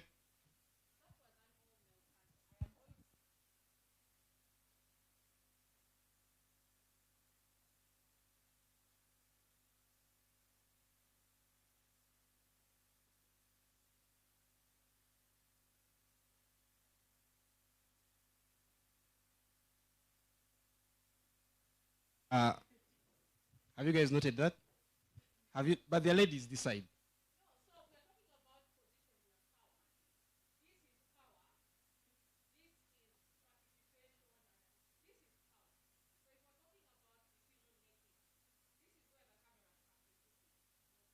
All right. Send women. Send women. So we are going to have the next judge, and that is Mr. Michael Aboneka. He is an advocate of the High. He said all courts of judicature.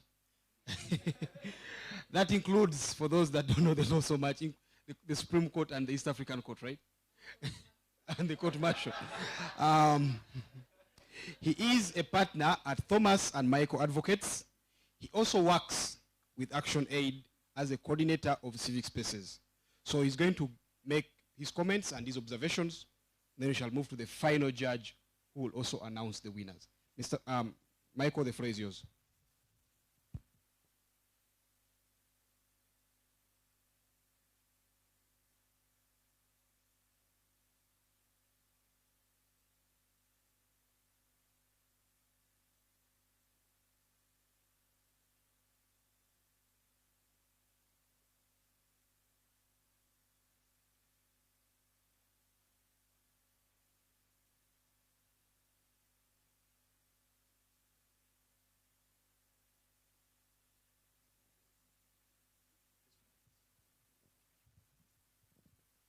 Thank you. It seems all the colored microphones have problems. There is a problem with colors in this country. And I've been telling people, please, let us not demonize colors. Let us enjoy our colors. Even now, all the fingers are taken. But these are our fingers.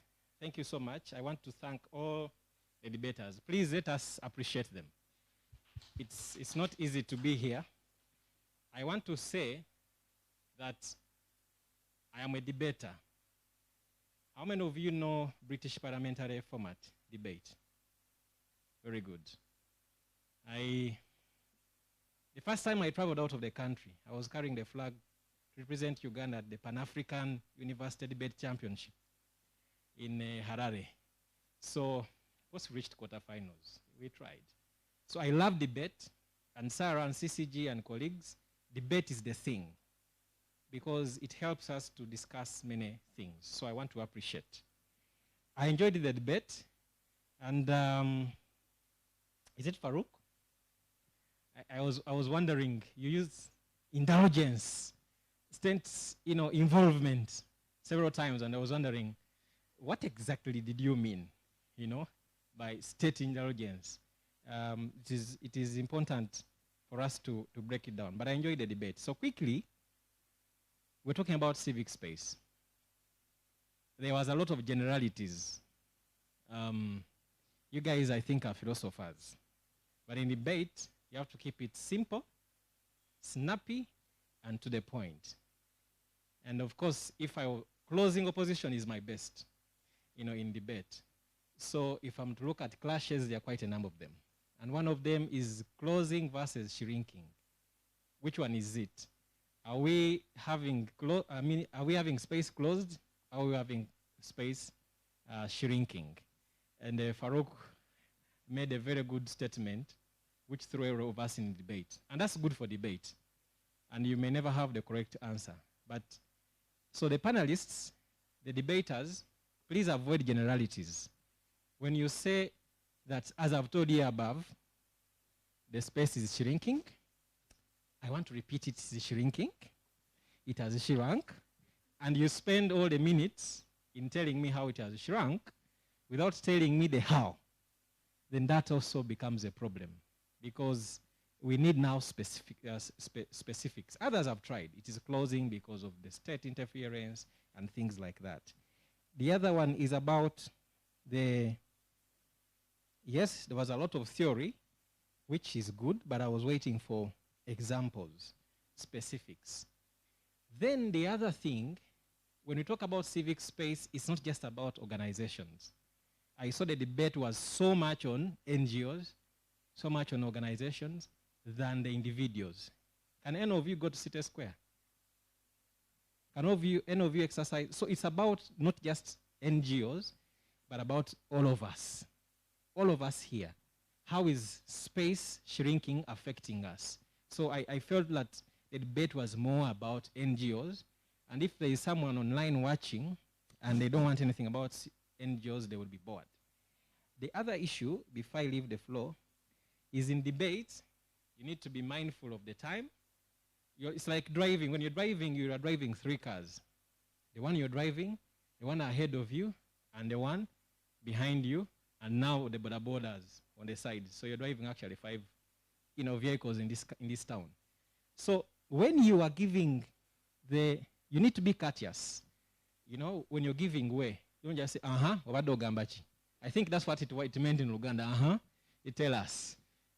We need to be courteous. Debate is about how courteous you are, how elaborate you are. So let's be courteous and avoid those issues. Then we have to be smart. Let's clap for those that you think are smart. You have to keep smart. And I want to tell you there were marks for that. Okay? I came from UCU, and we never went for debate. They knew us as the suit guys. But we bought our suits for debate because we understood that you have to be smart and appeal to the judge, appeal. And now I'm practicing law, and I must appear. So that I'm appealing even before I say anything. So it is important we keep that. The other point is about in general, is that I loved to hear more of specifics, examples, but it was lost in so much philosophical arguments, which are good for writing a dissertation, because it has introduction, background, and etc. But debate, you have 3 minutes. What is civic space? And I think my colleague from Kabale set that tone. The debate came back of civic space is this. When you don't have civic space, this is what happens.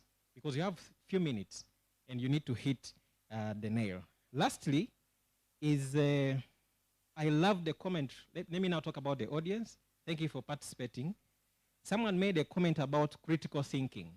Critical thinking. I love that. Because civic space is about ability for you to think. Do we have spaces for thinking? Why don't we have political education anymore? Why don't we have civics taught anymore? These are questions for us to talk about. And in university, what do we have as the equivalent to that? So I am an activist. I may turn this podium into another platform, but I don't want to do that. But to say, I enjoyed the debate, and for me, the major clash has been, is space closed or is it shrinking? That was a major clash of this debate. I want to thank you. Thank you very much, Council Michael Aboneka.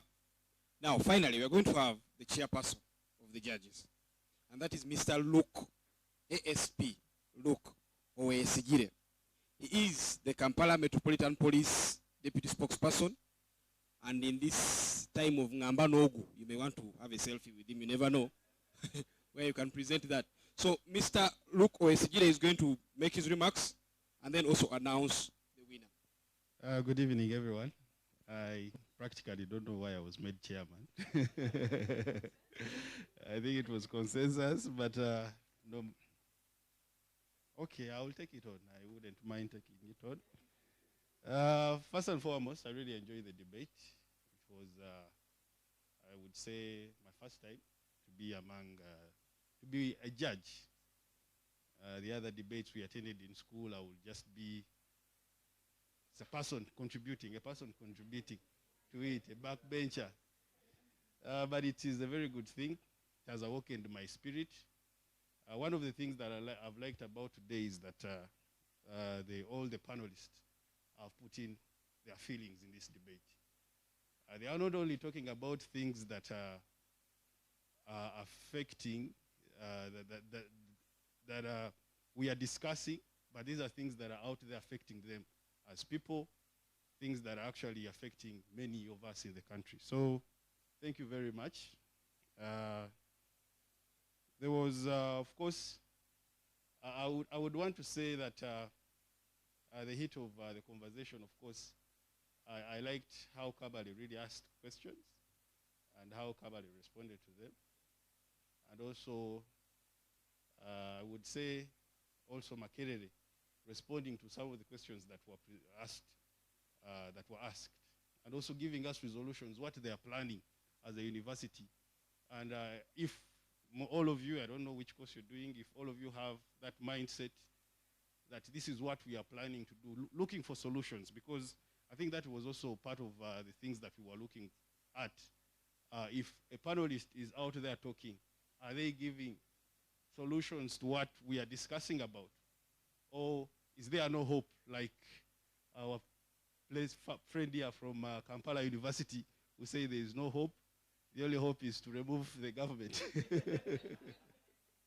So I think we need to be hopeful, like many of us have really put it out there. I want to thank all those that have actually come to be part of us. We are one of the highlights also of the day is someone pointing me out that I'm part of you. It is also not an easy thing to find. Of course, someone downgraded it. That our friend from Makerere couldn't say the name of the person when he was quoting some statements. But I think that is something, a personal issue. There are people who feel it's easy to quote people, and then there are those, because maybe how he's brought up, he will not feel okay to quote anyone if he's mentioning something about them. So overall, the debate was good. The judges have said most of the things. Outstanding. Her last comment, we didn't have a lady, and those are some of the things that the international community looks out for. I think this is something that is on a space. People are really watching this, and I think we should do something about it. I don't know whether these are the people that will come in the semi-finals, or you will change a bit, I don't know. But I think it will go on until the finals, the faces that have been presented here. Nevertheless, all of you did a good job, and I think we can go on to the next item. I really enjoyed myself. I think whoever was watching from home really enjoyed themselves. we can go on to the next item. We'll wait for you to you need to announce it, or I need, or no, I mean, does he need to introduce it, or I can continue? Well, after the announcements, there's a lot of excitement. Hey. So I would rather we come last with that. Okay. So what I'm going to do is I'm going to invite Damian from CCG, and on behalf of CCG, to close. Then he will come and make the announcement, such that people will celebrate and cry, will at least listen to you before that can happen. So Damian, can we give a round of applause to the team at CCG? CCG is the Center for Constitutional Governance, and I know that most of you have been there. They are just located across the other side. They engage a lot in such kind of discussions. Sarah didn't mention that, but I was also a debater during the university debates when I was at Makerere Law School. And now we are here. We thank God that God has kept them and they are continuing to move on. That even when some NGOs are closed, they are not closed. We pray that it keeps like that, and we wish them all the best. Over to you, Damian. Then Luke will come and announce the winners. Thank you very much, Toko, and also Gender, our moderators for today. Of course, and our timekeeper somewhere, Matanda. You've done a very commendable job today, but he's also a moderator who has been, these three have been the lead moderators for these conversations from when we started until today. But this is not the end. I'm sure the judges have done the best to award. And of course, as you see, we don't expect that people will petition. It is as free, and the whole world will see the outcome of the conversations. But what I wanted to note out, and also to let you know that the conversation, we are starting with the next group that will run from next week, the second group, and we'll meet again at the end of the month. And we'll ensure, from the moderators, we'll ensure that we have participation of the ladies as much as possible. And the universities out there that are watching us, that are preparing for these conversations, starting next week, please have this gender consideration. And maybe that will also be another area we shall give you a mark or two. So you need to make this happen. And maybe, I don't know if there's any communication that we need to do apart from that. I need to inform the other universities that are out there that the conversations are still ongoing. We are still running this program for the next at least 6 months until we award the final winner. And from then, we shall roll out again. But the other universities out there that are watching us, please prepare. It is as engaging as it is and exciting. Please be part of the conversations. Hashtag inter-university debates. It is what it is. Matanda likes saying, he likes saying that it is a free space. Civic space is as free as it is. You speak your mind. Thank you very much. I think I will need to invite Afande back on to award. You can prepare your excitement, and we shall wipe your tears also, just in case.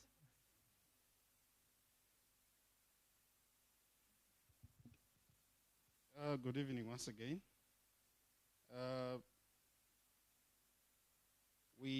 This was a debate, like you all know, and the debaters included from Bugemba University, we had Serumaga Badru. From Kabale, we had was represented by Mr. Amanya Oscar. Kampala University was represented by Mr. Daga Farouk. And Makerere University was represented by Mr. Mayanja Benson. And some of the things that we were giving marks, that we were considering in giving marks, was the content.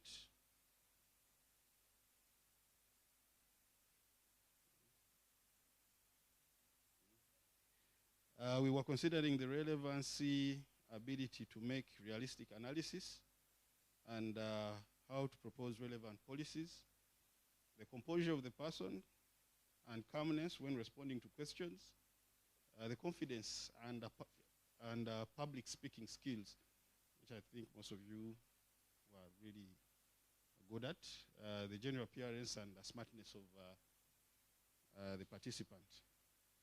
So I had, I was, my neighbor is a debater. He had advised me on how I should announce, but now I'm told I should only give only the first and the second. The second, should I go with my initial plan or I should go with a new plan? Initial plan, okay. So they told me to come from the bottom so that I create some tension in the room. Yeah? That I create some tension. The person took number 4 is Kampala University, panelist, and Daga Farouk. Scored a percentage of 58%. And number 3 was panelist Serumaga Badru from Bugema University. Are we feeding the tension or? Oh, we need some music. Yeah? We need some music. So, panelist number 2, and of course, if I give number 2, number 1 knows themselves, obviously. Panelist number 2, that is Kabali. Panelist Amanya Oscar scored 82%. And of course, number 1 is Makerere, represented by Mayanja Benson. Can, in police or in the forces, when you want to clap, one person comes out and says, Asante sana, then you clap. Pa, pa, pa, pa, pa, pa. Let's do it again. Asante sana. Thank you very much, Mayanja, and all the panelists that have participated in this. Whatever happens from today, I'm not very much aware. Whether they are giving you gifts or mobile money, I don't know. I don't know what one of the things we are supposed to do is not to present gifts. So I think ours is done. Thank you very much for participating.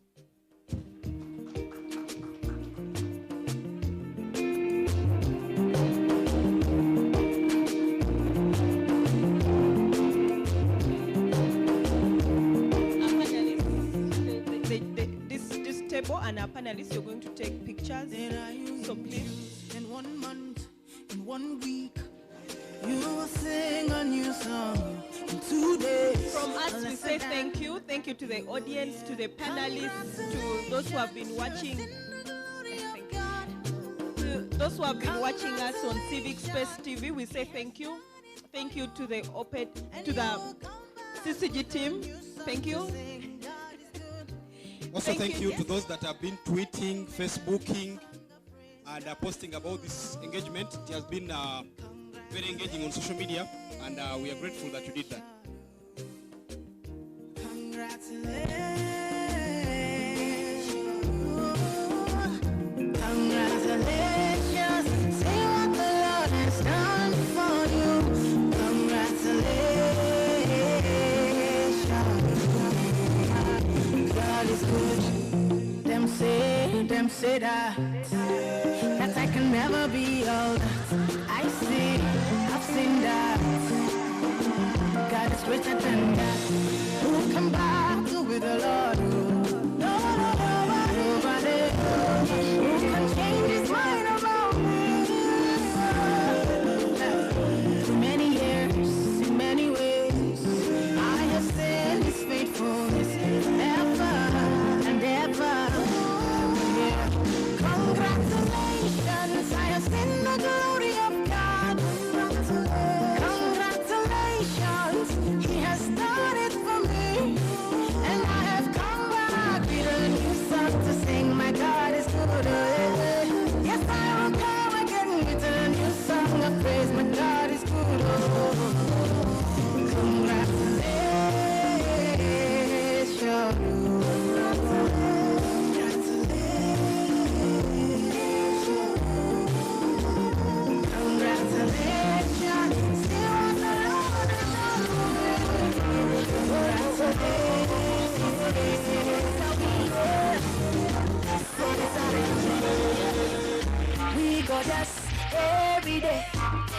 anytime, anywhere.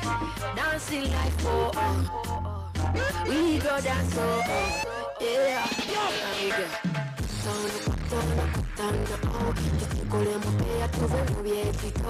Rock off your back with a wickedest style.